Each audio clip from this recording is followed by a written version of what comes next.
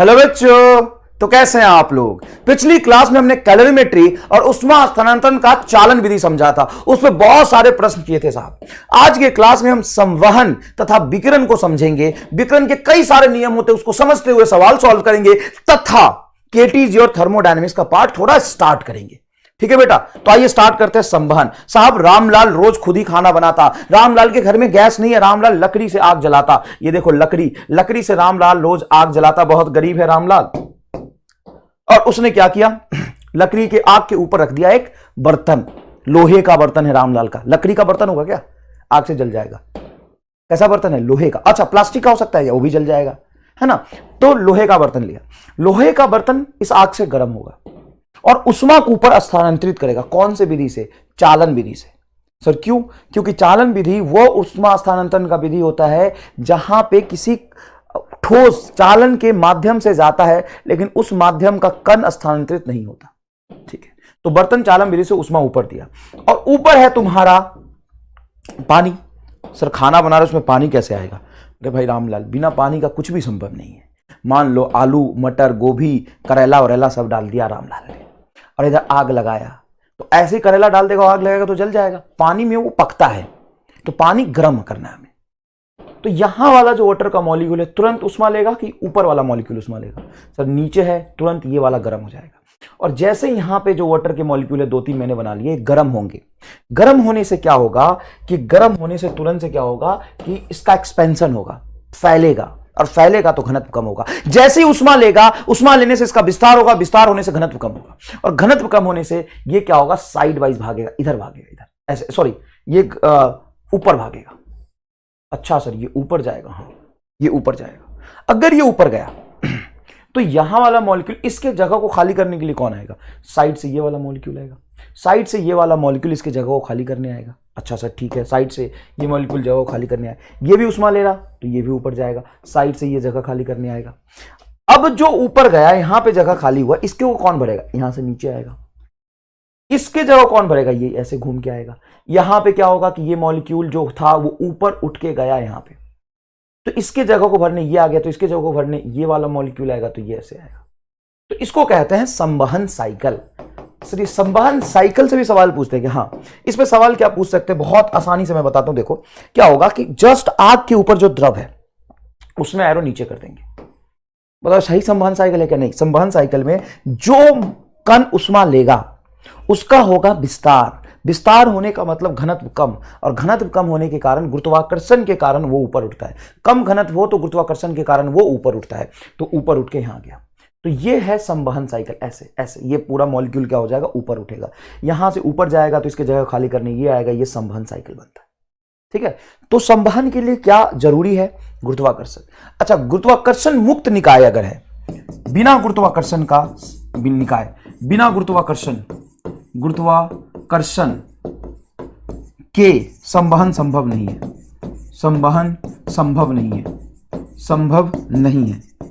क्यों नहीं है, बिना गुरुत्वाकर्षण के संवहन संभव क्यों नहीं है, क्योंकि गुरुत्वाकर्षण के कारण ही ज्यादा घनत्व वाला वस्तु नीचे आता है और कम घनत्व वाला वस्तु ऊपर जाता है। तो जो गर्म हुआ उसका विस्तार, उसका घनत्व कम, तो ऊपर भागना चाहेगा, तो कम घनत्व वाला ऊपर जाएगा, तो अधिक घनत्व वाला घूम के यहां पे जगह फिल करने आएगा। और मान लो ये ऊपर चला गया तो सर इसका तो घनत्व कम हो चुका है। जब ऊपर जाएगा तो आस पड़ोस के मॉलिक्यूल को उष्मा देता जाएगा, तो ऊपर जाते जाते ठंडा हो जाएगा। तो फिर ये जो ठंडा हो चुका नीचे वाला गर्म हो गया, तो फिर ऊपर आएगा, फिर ठंडा नीचे आएगा, गर्म ऊपर जाएगा, ठंडा नीचे आएगा, गर्म ऊपर जाएगा। ये साइकिल बन जाएगा। अरे वाह सर बहुत बढ़िया बताएं, तो ठीक बात है। अब रामलाल एक दिन पागल हो गया। रामलाल को खाना ही तो बनाना था। उसने आलू मटर गोभी सारे रख दिए इसमें और ऊपर से लकड़ी डाल के आग लगा दी। ऐसे डाल सकता नहीं, लकड़ी लिया, ये बर्तन है, ये लकड़ी लगा के आग लगा दिया। और जितने देर में यहां पे खाना बनता था, मान लो कि आधे घंटे में उसका सब्जी पक जाता था। रामलाल ने सोचा कि हाँ ऊपर से आग लगाओ या नीचे से लगाओ, बात तो समान है। तो रामलाल ने ऊपर से लगा दिया आग। अब जैसे ही रामलाल ने ऊपर से आग लगा दिया, उसको उम्मीद था आधे घंटे में मेरा आलू मटर गोभी करेला सब पक जाएगा, कद्दू भी था उसमें। अब क्या हुआ कि आधे घंटे बाद रामलाल ने सब्जी निकाली, सब्जी पका ही नहीं था। और ये सवाल तो मुझे आपसे पूछना चाहिए था, क्या यहां पे रामलाल की सब्जी आधे घंटे में पक जाती है, तो ऊपर से आग लगाऊंगा तो क्या रामलाल की सब्जी आधे घंटे में पकेगी। आपका जवाब होना चाहिए नहीं। कारण बताओ क्यों, मजा आ जाएगा अगर कारण बता पाए तो। ऐसा इसीलिए हुआ कि यहां से जो वाटर मॉलिक्यूल है वो डायरेक्ट ऊपर से आग आ रहा है तो ये गर्म होगा, और ये गर्म होगा तो इसका विस्तार होगा, तो इसका घनत्व कम होगा, और कम घनत्व वाला ऊपर रहता है। तो जो गर्म हो रहा है नीचे भाग के नहीं आ रहा। अरे यार, अब कहानी समझ में आई कि हम हमेशा गैस के बर्नर को और नीचे से ही आग क्यों लगाते हैं। नीचे से आग लगाएंगे तो ये इसका विस्तार होगा, जिसका विस्तार होता है उसका घनत्व कम होता है, वो ऊपर भागता है, और ज्यादा घनत्व वाला नीचे आएगा। अब इसका गर्म हो रहा, अब जैसे ही जैसे ये गर्म होता जाएगा, मेरी बात सुनिएगा ध्यान से, जैसे जैसे ये गर्म होता जाएगा तो इसका घनत्व, विस्तार होने से इसका घनत्व कम होगा, तो ये यही रहेगा। अब ये यही रहेगा तो नीचे आएगा ही नहीं। तो सर क्या पानी गर्म नहीं होगा? पानी गर्म होगा, लेकिन यहां पे संवहन नहीं होगा, यहां पे विकिरण होगा। विकिरण हो सकता है। सर विकिरण कैसे? सॉरी विकिरण कह रहा हूं, चालन होगा। चालन होगा लेकिन संवहन नहीं, संवहन नहीं। क्यों नहीं होगा साहब संवहन? सर इसलिए नहीं होगा संवहन कि ये जो ऊपर का मॉलिक्यूल है जिसका घनत्व कम हो गया है, तो कम घनत्व वाला ऊपर ही रहता तो भाग के नीचे आएगा ही नहीं, तो यहां पे संवहन नहीं होगा। तो चालन क्यों होगा? तो चालन ये नहीं कि ये उष्मा ले लिया, पड़ोसी को देगा, इसको देगा, ये इसको देगा, इसको देगा, इसको देगा, इस तरीके से आएगा। तो इस तरीके से सब्जी पकने में 1 घंटे से ज्यादा समय लगेगा, और इस तरह से सब्जी पकने में आधा घंटा लगेगा। क्या जबरदस्त कंसेप्ट बताया है। मैं खुद ही इसको समझ के खुश हो रहा हूं कि कितना बढ़िया। अच्छा मान लो ठंडा करना हुआ तो संवहन से जरूरी तो नहीं कि गर्म करोगे, ठंडा करना हुआ तो ठंडा करने के लिए हम ऊपर से करेंगे। इसको ठंडा करेंगे तो जिसका जो ठंडा होगा उसका घनत्व बढ़ेगा, घनत्व बढ़ेगा तो नीचे भाग के आएगा, और नीचे से अगर ठंडा करोगे तो ठंडा नहीं होगा। इसीलिए संवहन में क्या होता है, गर्म नीचे से और ठंडा ऊपर से। ले भैया मजा आ गया। गर्म नीचे से और ठंडा ऊपर से। नीचे से गर्म करते, ऊपर से ठंडा करते। अगर गर्म करना हो किसी चीज को तो नीचे से करना आसान है, और ठंडा करना हो तो ऊपर से करना आसान है। बहुत जबरदस्त। अब इस पे भी सवाल पूछा जा सकता है कि रामलाल गोवा गया। रामलाल कहां गया? गोवा। अब उसने गोवा में देखा कि खूब सारे लोग दिन में समुंदर के किनारे, गर्मी के समय में समुंदर के किनारे लोग चेयर डाल के बैठ जाते हैं। रामलाल ने गया, देखा, टीवी पे देखा था रामलाल। अब देखा तो वो मजे करते हैं। दिन में इतनी धूप होती है तो भी इनको ठंडा लगता है। ऐसा क्यों? तो सुनिएगा, अच्छे से सुनिएगा। अगर मैं उष्माधारिता पूछूं आपसे तो किसका उष्माधारिता ज्यादा होता है? सर उष्माधारिता पानी का ज्यादा होता है। पानी है ये, पानी का। तो पानी का उष्माधारिता जमीन के सापेक्ष अधिक है। जमीन के सापेक्ष अधिक है। जमीन जल्दी गर्म हो जाएगा। ये बहुत अच्छे से जल्दी गर्म हो जाएगा। ये मैंने बहुत अच्छे से आपको बताया था कि जिसकी उष्माधारिता कम है वो कम ही ताप लेके कम उष्मा लेके ज्यादा ताप बढ़ा लेगा, और जिसका उष्माधारिता अधिक है वो बहुत उष्मा लेके भी ताप नहीं बढ़ाएगा। अब सूर्य की वजह से, सन की वजह से यहां भी उष्मा आ रहा, यहां भी उष्मा आ रहा, यहां भी उष्मा आ रहा, यहां भी उष्मा आ रहा, यहां भी उष्मा आ रहा, हर जगह सन की वजह से उष्मा आ रहा। अब सन की वजह से जो विकिरण आएगा, उष्मा आएगा जमीन पर, वो पानी को कम गर्म कर पाएगा। पानी को कम गर्म कर पाएगा। तो लोग पानी में डूब डूब के नहाते हैं। यहां गर्मी लगता है, भाग के पानी में चले जाते हैं, क्योंकि पानी कम गर्म होगा, जमीन एकदम गर्म होगा। जैसे मरुस्थल वगैरह में जाते हैं तो जो लैंड होता है वो दिन में इतना उष्मा खींच लेता है कि उस पर चलना मुश्किल है। अब सोचो, यहां पे तुम्हारा मरुस्थल जमीन और यहां पे पानी। जमीन पे पैर रखोगे तो पैर जल जाएगा, और पानी में पैर रखो, हालांकि दोनों पे सूर्य की ऊर्जा पहुंच रही, लेकिन पानी में डूब जाओ तो मजे आएंगे, और यहां पे पैर रखो तो गर्मी लगेगा। क्यों? क्योंकि इसकी उष्माधारिता कम है। तो कम उष्माधारिता की वजह से एक समान उष्मा लेके ज्यादा ताप बढ़ा लेगा, ये एक समान उष्मा लेके कम ताप बढ़ाएगा। तो इसका ताप कम होगा, इसका ताप अधिक होगा। ताप अधिक होगा मतलब यहां पे जो आपकी जो एयर होगी, गरम एयर, गरम, ताप अधिक है तो गर्म हवा यहां होगी। अब ये गर्म हवा होते ही ऊपर भाग जाता है, क्योंकि गर्म हवा मतलब ताप अधिक तो एक्सपेंशन तो घनत्व कम होगा तो ऊपर भागेगा। अब यहां से जो हवा है वो सारी ऊपर भाग रही, तो क्या रामलाल बिना सांस लिए मर जाएगा क्या? अबे नहीं, ये पूरी गर्म हवा ऊपर जाएगी तो यहां से जगह खाली हो जाएगा। तो अब पानी के ऊपर जो हवा है वो तो नहीं है, मतलब सॉरी वो तो ठंडा है, क्योंकि पानी ठंडा है तो हवा ठंडा होगी। तो ये हवा यहां पे रामलाल के पास आएगा। गर्म हवा ऊपर, ठंडा ठंडा हवा रामलाल के पास। बताओ ये समझ आया कि नहीं? एकदम बहुत ही साफ सुथरा डायग्राम बनाने की मैंने कोशिश करी, राइटिंग खराब है लेकिन फिर भी कोशिश करिए। तो ये कोई आदमी था, रामलाल ने ऐसा देखा था, पढ़ा था, सुना था, अब रामलाल चला गया। अब रामलाल पहुंचा रात में, अब उसको समुद्र किनारे बैठने की इतनी जल्दी कि रात में बैठ गया। अब रात में साफ सन तो है नहीं, तो ऊपर से कोई उष्मा नहीं आएगा, ठीक है।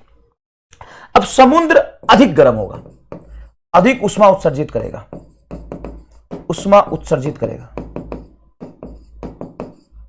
एक बात सुनना, पूरे दिन भर में यह बहुत गर्म हो गया और समुद्र में भी लगातार पूरे दिन तक सूर्य की उष्मा जमा होती गई, जमा होती गई, ठीक है, जमा होती गई। अब क्या हुआ कि शाम के समय मौसम थोड़ा सा कैसा हुआ, नॉर्मल हुआ। तो नॉर्मल हुआ तो जमीन जल्दी ठंडा हो जाएगा। क्यों? क्योंकि उसकी उष्माधारिता कम है। जिसकी उष्माधारिता कम होती है वो जल्दी गर्म और जल्दी ठंडा होता है। उष्माधारिता जिसकी कम होती है वो जल्दी गर्म और जल्दी ठंडा हो जाए। तो जमीन की उष्माधारिता कम है तो जमीन ठंडा हो जाएगा लेकिन पानी गर्म रहेगा। तो इसीलिए अगर आप गोवा पहुंचे शाम के समय गोवा पहुंचते ही समुद्र किनारे जाके पानी में डुबकी मारेंगे तो गर्म से मर जाएंगे। गर्म है एकदम समुद्र। क्यों? क्योंकि वो उसमें हीट बहुत ज्यादा है, दिन भर हीट एब्जॉर्ब किया है लेकिन हीट को छोड़ नहीं रहा जल्दी।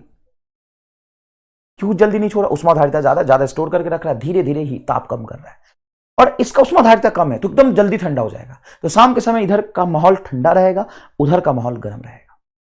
इधर का माहौल कैसा रहेगा? गर्म। तो यहां से गर्म हवा ऊपर जाएगा, यहां से गर्म हवा ऊपर जाएगा। क्योंकि शाम में 6-7 बजे के आसपास बहुत जल्दी जमीन ठंडा हो जाएगा, लेकिन रात में 8-9-10 बजते ही इधर जो पानी है वो पूरा दिन हीट लेके अपनी गर्मी को स्टोर करके रखा हुआ था और धीरे धीरे हीट छोड़ रहा। तो रात में 8-9 बजे जैसे रामलाल पहुंचा, बोला कि मैं गोवा में आया हूं तो समंदर कुराने बैठूंगा, और जाके चेयर लगा के कुराने बैठ गया। और जैसे ही समुंदर कुराने बैठा, समुंदर कुराने किनारे के मतलब कुराने बैठा, ये गर्म हवा ऊपर गई और इधर ठंडा का मौसम था, ठंडा हवा इधर भाग गया। ओहो, ठंडा हवा इधर गया। अच्छा सर, ठंडा हवा उधर गया तो क्या दिक्कत है? रामलाल को सांस नहीं मिलेगा? कि मिलेगा ना। अब ये गर्म हवा ऊपर गई है, ये ठंडा हवा को जगह खाली करने के लिए गर्म हवा ऐसे ऐसे घूम के, क्योंकि यहाँ पे जो एयर था, ये एयर खाली होने से इस जगह को भरने आएगा, तो यहाँ के जगह को ये गर्म हवा ऐसे भरेगा तो ये नीचे आएगा। ये ठंडा हवा जैसे इधर के जगह को भरने गया, ये गर्म हवा घूम के इधर आया और रामलाल को खूब गर्मी लग रही। रामलाल सोच रहा लोग पागल है क्या यार, दिन में बैठते हैं। तो दिन में इसलिए बैठते हैं क्योंकि दिन में इधर ठंडा हवा लगता है, संवहन साइकिल उल्टा हो जाता है। संवहन साइकिल कैसा हो जाता है? उल्टा हो जाता है। रामलाल परेशान, सोच रहा मैं कहां फंस गया। समझ आया कि नहीं आया? तो ये संवहन साइकिल की जबरदस्त कहानी है। तो देखिए, गुरुत्वाकर्षण का प्रभाव संवहन पर पड़ता है। गुरुत्वाकर्षण का सीधा प्रभाव किस पे पड़ता है? संवहन पे पड़ता है। नेचुरल संवहन पे। जबरदस्ती अगर तुम किसी चीज को बहाओगे, उष्मा को बहाओगे, जैसे फोर्स्ड भी होता है, प्राकृतिक संवहन या मुक्त संवहन, जैसे नेचुरल। तो नेचुरल मतलब नेचर का फर्क, गुरुत्वाकर्षण का फर्क पड़ता है। यदि प्रवाह तापीय प्रसार के कारण घनत्व में अंतर के कारण होता है, जैसा ही गर्म वायु का ऊपर उठना, तो यह प्रक्रिया प्राकृतिक संवहन या मुक्त संवहन कहलाती है। गर्म हवा का ऊपर उठना, ये तो समझा रहा था मैं आपको। गर्म हवा होने की वजह से उसमें एक्सपेंशन हो जाता है, घनत्व कम होता है तो ऊपर उठता है। गर्म हवा का ऊपर उठना यह प्राकृतिक संवहन है। वायुमंडल में मुक्त संवहन दैनिक मौसम में निर्धारण की अहम भूमिका निभाता है। महासागरों में संवहन का एक महत्वपूर्ण वैश्विक उष्मा स्थानांतरण क्रियाविधि है। जैसे मौसम ठंडा होगा या गर्म, जैसे रात में आप समुद्र किनारे नहीं बैठ सकते, आप समुद्र के पानी में रात में स्विमिंग नहीं कर सकते, जबकि दिन में मरुस्थल एकदम गर्म होता है और पानी एकदम ठंडा होता है। इसीलिए लोग गर्मी के समय में गोवा जाते हैं। समझ में आया कि नहीं? अच्छा, फोर्स्ड कन्वेक्शन क्या होता है? तो जब तरल के किसी बाहरी कारण जैसे किसी ब्लोअर या पंप द्वारा संचारित कराया जाता है, जैसे आप कूलर घर में यूज करते हो। अब कोई गरीब आदमी है तो छोटा कूलर लगाता है, रामलाल टाइप आदमी। कोई अमीर आदमी है तुम्हारे जैसा तो बड़ा कूलर लगाता है। तो बड़ा कूलर और छोटे कूलर में क्या फर्क है? तो जितना बड़ा कूलर की पंखी होगा उतना ज्यादा उष्मा बाहर निकलेगा। मतलब फोर्स्ड जो प्रणोदित फोर्स्ड कन्वेक्शन होता है, वो उसका जो उष्मा दर है वो डायरेक्टली प्रोपोर्शनल टू क्षेत्रफल होता है। जितना बड़ा क्षेत्रफल है उतना ज्यादा उसमें संवहन होगा। ये तो ऑब्वियस सी बात है यार, इसमें कोई खास बात नहीं। अच्छा, ये जो उष्मा दर होता है वो तापांतर के, मतलब ये वस्तु के ताप और मतलब दो वस्तु के बीच ही तो संवहन होगा गर्म से ठंडा की तरफ, ये ताप का घात 5/4 के समानुपाती होता है। ये तुम्हें याद रहे तो ठीक है, नहीं भी याद रहे तो कोई खास बात नहीं है। तो ज्यादा संवहन हो इसलिए पंखा की पत्ती ज्यादा क्षेत्रफल का बनाते हैं। ठीक है बेटा, तो ये थी कहानी आपकी। अब है नेक्स्ट विकिरण। विकिरण मतलब रेडिएशन।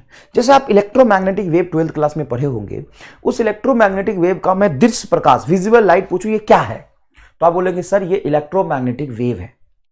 ये क्या करता है? तो ये ऐसा इलेक्ट्रोमैग्नेटिक वेव है जो किसी चीज को हमें दिखाने में मदद करता है, किसी चीज को हमें दिखाने में मदद करता है। ये ऐसा इलेक्ट्रोमैग्नेटिक वेव है। दृश्य प्रकाश के बारे में बात करें अपन, तो हर एक इलेक्ट्रोमैग्नेटिक वेव का अलग अलग यूज है। जैसे आप इलेक्ट्रोमैग्नेटिक वेव ऐसा गामा रे, एक्स रे, मैं इसको पूरा लिख देता हूं, अच्छे से लिख देता हूं, समझना। सबसे ज्यादा एनर्जी का इलेक्ट्रोमैग्नेटिक वेव होता है तुम्हारा गामा रे। दूसरा उससे कम एनर्जी का होता है एक्स रे। उससे कम एनर्जी का होता है अल्ट्रावायलेट यूवी। उसके बाद होता है विजिबल लाइट, जिसमें आप पढ़ते हो विवग्योर, जिसमें आप पढ़ते हो VIBGYOR वेवग्योर। उसके बाद होता है तुम्हारा इंफ्रारेड, उसके बाद होता है इंफ्रारेड माइक्रोवेव, उसके बाद होता है रेडियो वेव। कुछ इस तरह से पैटर्न बनता है। तो बेटा ये जो इलेक्ट्रोमैग्नेटिक स्पेक्ट्रम है, हर इलेक्ट्रोमैग्नेटिक स्पेक्ट्रम का अलग अलग तरंग का, अलग अलग वेव का अलग अलग यूज है। जैसे हम माइक्रोवेव और रेडियो वेव कम्युनिकेशन में यूज करते हैं, कम्युनिकेशन, रेडियो टीवी चलाने के लिए ये यूज करते हैं। अल्ट्रावायलेट देखने के लिए यूज करते हैं। किसी चीज को अगर देखना है तो मुझे विजिबल लाइट का इलेक्ट्रोमैग्नेटिक स्पेक्ट्रम चाहिए, क्योंकि विजिबल लाइट जाकर रिफ्लेक्ट होकर हमारी आंखों को सेंस कर पाता है। हमारा जो आंख है वो इसमें से किसको देख पाता है? विजिबल लाइट को। नहीं, देख पाता ये गलत वर्ड है, आई एम सॉरी। ये इसको सेंस कर पाता है। एग्जैक्टली देख पाना और सेंस कर पाना अलग अलग चीजें, समझ में आया कि नहीं है? महसूस कर पाता है इसको। अच्छा, उसके बाद है तुम्हारा गामा रे। तो एक्सरे, तो एक्सरे मशीन, एक्सरे फोटोग्राफिक होता है, इलेक्ट्रो मैग्नेटिक फोटोग्राफिक जो होता है, जैसे एक्सरे कराते हो। तुमने कभी एक्सरे देखा है क्या? हाँ सर, एक्सरे मशीन लगा होता है ना, हमारा हड्डी टूट गया था तो हम कहते मैं रामलाल वो तूने एक्सरे कराया था, देखा नहीं था। एक्सरे रेडिएशन होता है जो हाईली एनर्जेटिक होता है, एक्सरे फोटोग्राफी में यूज होता है। इसको फोटोग्राफी कहते हैं, एक्सरे फोटोग्राफी। ठीक है सर। और गामा रे, गामा रे एकदम हाईली एनर्जेटिक गामा रे है, ये ऊर्जा के लिए यूज होता है। जैसे हाईली एनर्जेटिक गामा रे, ये पावर स्टेशन में यूज होता है। गामा रे का अलग पेंट्रेशन पावर इसका सबसे ज्यादा होता है। तो कई बार नीट में सवाल पूछा जाता है, जैसे इलेक्ट्रोमैग्नेटिक स्पेक्ट्रम नाम का एक चैप्टर है तुम्हारा, इलियम वेव, वहां पे टेबल बनाया हुआ दो बराबर वेवलेंथ और एनर्जी रखने का और तरंग दैर्घ्य रखने का। तो इन सब का तरंग दैर्घ्य तथा आवृत्ति कितने लोगों को याद है? ईमानदारी से बताइए, तरंग दैर्घ्य तथा आवृत्ति कितने लोगों को याद है? सर रटा तो था, 12वीं में भूल गए तो गलती करे थे। कौन बोला था रटने के लिए?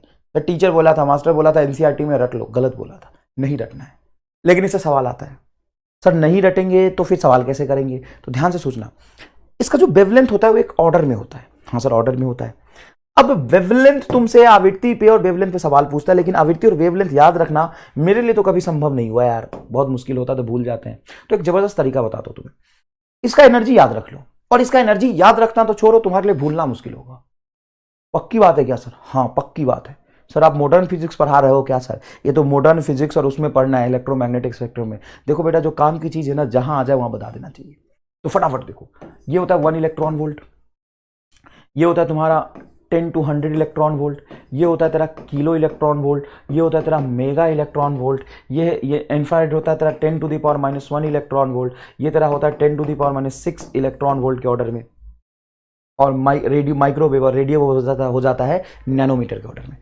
तो सर ये कैसे याद रहेगा? अबे Ramlal, electron volt 10 electron volt, kilo electron volt, mega electron volt. Kilo mega नहीं जानता, किलो मतलब 10 to the power 3, मेगा मतलब 10 to the power 6। तो ये एक पैटर्न है। ये किलोमीटर और मेगामीटर ये किसी के लिए भी यूज हो सकता है। तो एनर्जी के लिए हमने क्या बोला? ये विजिबल लाइट इलेक्ट्रॉन वोल्ट, ये 10 to the power 1 electron volt का ऑर्डर हो गया। ये किलो वोल्ट, ये मेगा वोल्ट, ये 10 to the power -1, ये 10 to the power sign minus, ये इसको मिली इलेक्ट्रॉन वोल्ट के ऑर्डर में भी लिख सकते हो। इसको डायरेक्ट तुम कह सकते हो मिली इलेक्ट्रॉन वोल्ट, इसके ऑर्डर में चला जाता है। तो जबरदस्त बात बताई। तो उससे हम वेवलेंथ कैसे निकालेंगे? रामलाल, अगर ये इलेक्ट्रोमैग्नेटिक स्पेक्ट्रम की एनर्जी पता है तो इसका वेवलेंथ तुरंत निकल जाएगा। E = hc/λ। और ई की वैल्यू तुम रख सकते हो 12400 इलेक्ट्रॉन वोल्ट बटा लेमडा इन एंगस्ट्रम। यहाँ से एनर्जी को जैसे ही इलेक्ट्रॉन वोल्ट में रखोगे, इलेक्ट्रॉन वोल्ट से कटेगा, लेमडा यहाँ से आ जाएगा एंगस्ट्रम में, तुरंत से सबका आंसर आ जाएगा। बहुत जबरदस्त चीज है। अब तुम्हें वेवलेंथ और आवृत्ति याद रखने की जरूरत नहीं। अब देखो यहाँ पे जो इंफ्रारेड रीजन का यूज होता है, ये उष्मा स्थानांतरण में होता है। इंफ्रारेड से ही एक जगह से दूसरे जगह तक रेडिएशन जाता है, उष्मा स्थानांतरण, स्थानांतरण, उष्मा स्थानांतरण। ये इंफ्रारेड रेडिएशन फोटोग्राफी भी हम लोग यूज करते हैं, ठीक है ना। तो जो मेन तुम्हारा विकिरण है वो असल में इलेक्ट्रोमैग्नेटिक एनर्जी है, इलेक्ट्रोमैग्नेटिक वेव है।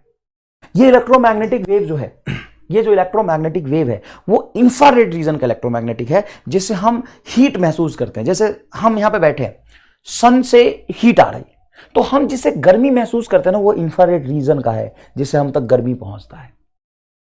तो हीट को, उष्मा को इंफ्रारेड इलेक्ट्रोमैग्नेटिक रेडिएशन से एक जगह से दूसरे जगह तक ले जाया जाता है, जिसमें किसी माध्यम की जरूरत नहीं होती है।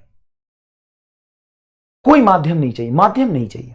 और माध्यम होगा भी तो माध्यम पे कोई फर्क नहीं पड़ता, क्योंकि इलेक्ट्रोमैग्नेटिक रेडिएशन का जो इंफ्रारेड रेडिएशन है वो माध्यम से इंटरेक्ट नहीं करता, वो सीधे तुम्हारे हाथों से इंटरेक्ट करेगा। तो इसीलिए जैसे अगर कोई मीडियम है तो मीडियम को गर्म नहीं करता, वो सीधा ऑब्जेक्ट को गर्म करता है। सभी वस्तु विकिरण उत्सर्जित करते हैं, सभी वस्तु विकिरण उत्सर्जित करते हैं। मेन जो हीट ट्रांसफर होता है इंफ्रारेड में होता है। यहां से भी, विजुअल लाइट से भी, इसमें जो रे आता है सन से, उसमें सारे स्पेक्ट्रम होते हैं थोड़े थोड़े। तो सभी वस्तु विकिरण उत्सर्जित करते हैं। हालांकि जो वस्तु है उसमें से इंफ्रारेड रेडिएशन जो निकल रहा है, उससे हम उष्मा का महसूस करते हैं। अब ऐसा नहीं कि उसमें सिर्फ इंफ्रारेड निकल रहा है, विजुअल निकल रहा है, तभी तो हम उसको देख पा रहे हैं। जो कोई सोर्स है वो हमको दिख रहा है, प्राइमरी सोर्स, और जो ऑप्टिक्स पढ़ते हैं वो कैसे दिखता है, जो वहां से हमें रेडिएशन निकल रहा है हमें देख रहा है। तो ये जो उष्मा स्थानांतरण होता है स्पीड ऑफ लाइट से होता है। इसमें तरंग के सारे गुण होता है। जो ये आपका विकिरण है, हीट, रेडिएशन, इंफ्रारेड, वो तो वेव है, इलेक्ट्रोमैग्नेटिक वेव। तो जितने तरंग के, जितने विजिबल लाइट के, इलेक्ट्रोमैग्नेटिक वेव के, जितने गामा रे के, एक्सरे के जो गुण होंगे, वो सारे गुण इसमें होते हैं। समझ में आया कि नहीं है? अब नेक्स्ट समझिएगा प्लीज। अब मान लो किसी पृष्ठ पर कुछ क्यू इंफ्रारेड आया, इंफ्रारेड आया, ये क्यू इंफ्रारेड आया, क्यू इंफ्रारेड आया। अच्छा, नॉर्मल टेम्परेचर पे जो एनर्जी रिलीज होती है, एक बार और मैं थोड़ा समझा दूं, नॉर्मल टेम्परेचर पे जो एनर्जी रिलीज होती है 20-30 डिग्री सेल्सियस पे, वो इंफ्रारेड से नीचे वाली रीजन में होती है, मतलब लोअर इंफ्रारेड में होती है। जैसे जैसे हम टेम्परेचर बढ़ाते हैं, ये अपर इंफ्रारेड में इसकी एनर्जी बढ़ती जाती है, और ताप बढ़ाते इसकी एनर्जी बढ़ती जाती है। और अगर सबसे नीचे इधर आएगा लाइट, रेड, विबग्योर में सबसे इधर क्या आता है, रेड। अगर किसी वस्तु को बहुत ज्यादा ताप कर दूं तो लाल दिखता है, ऐसा दिखेगा, लाल कलर का दिख जाएगा। मतलब मान लो कोई वस्तु का मैं ताप इतना बढ़ाता गया, इतना बढ़ाता गया, इतना बढ़ाता गया कि उससे निकलने वाली उष्मा ऊर्जा बढ़ती गई। उष्मा ऊर्जा बढ़ती जाएगी, तो इधर से ही तो ऊर्जा बढ़ता है। इधर देखो ना, ऊर्जा बढ़ रहा है, 1 electron volt, 10 electron volt, 1 kilo electron volt, ऐसा। तो इधर ऊर्जा बढ़ता जाएगा, तो इंफ्रारेड से निकल के वो कहां चला जाएगा, रेड रीजन में, विजिबल लाइट। तो इसीलिए कोई बहुत गर्म वस्तु होती है ना, वो मुझे लाल दिखाई देती है। जो बहुत गर्म वस्तु होती है वो मुझे कैसा दिखाई देती है, लाल दिखाई देती है। और बहुत ज्यादा और गर्मी बढ़ाते जाओगे तो ब्लू की तरफ जाएगा, ब्लू दिखने लगेगा, है ना। तो आगे देखिए प्लीज। मान लो ये वस्तु है, इस वस्तु पे कोई मैंने उष्मा डाला, देखिए ये वस्तु है, इस वस्तु पे कुछ क्यू उष्मा आया।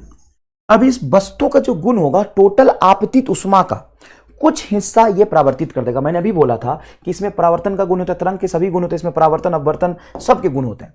तो इसमें क्या करेगा कि कुछ उष्मा को ये परावर्तित कर देगा, कुछ उष्मा को परावर्तित करेगा। देखो यहां पे उष्मा आया, यहां पे जो उष्मा आया ऐसे, अरे यार, यहां पे जो उष्मा आया ऐसे, इसमें से कुछ हिस्सा ये क्या करेगा, कुछ हिस्सा क्या करेगा, कुछ हिस्सा जो क्यू को टोटल उष्मा आया है उसका कुछ हिस्सा रिफ्लेक्ट कर देगा। देखो यहां से ये कुछ हिस्सा रिफ्लेक्ट कर दिया Q1। तो ये हो गई आपकी परावर्तित, देखो Q1 है परावर्तित ऊर्जा। और कुछ अपने अंदर सोख लेगा, जिसको आप कहते हैं अवशोषित। अवशोषित मतलब अपने अंदर ये सोख लिया Q2, देखो Q2 अवशोषित ऊर्जा।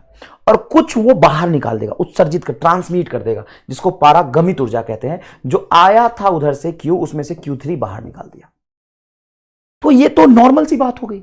जैसे मैं तुम्हें अगर 10 रुपए दूं, ये सिंपल सी बात समझना, कोई रॉकेट साइंस नहीं है। अगर मैं तुम्हें 10 रुपए दूं तो तुरंत बोलोगे सर 10 रुपए में से 1 रुपए का समोसा खाऊंगा, 1 रुपए अपने दोस्त को दे दूंगा, मैं नहीं रखना, वो दोस्त का उधार था उसको दे दूंगा, मतलब रिफ्लेक्ट कर दिया, वहीं से रिफ्लेक्ट कर दिया।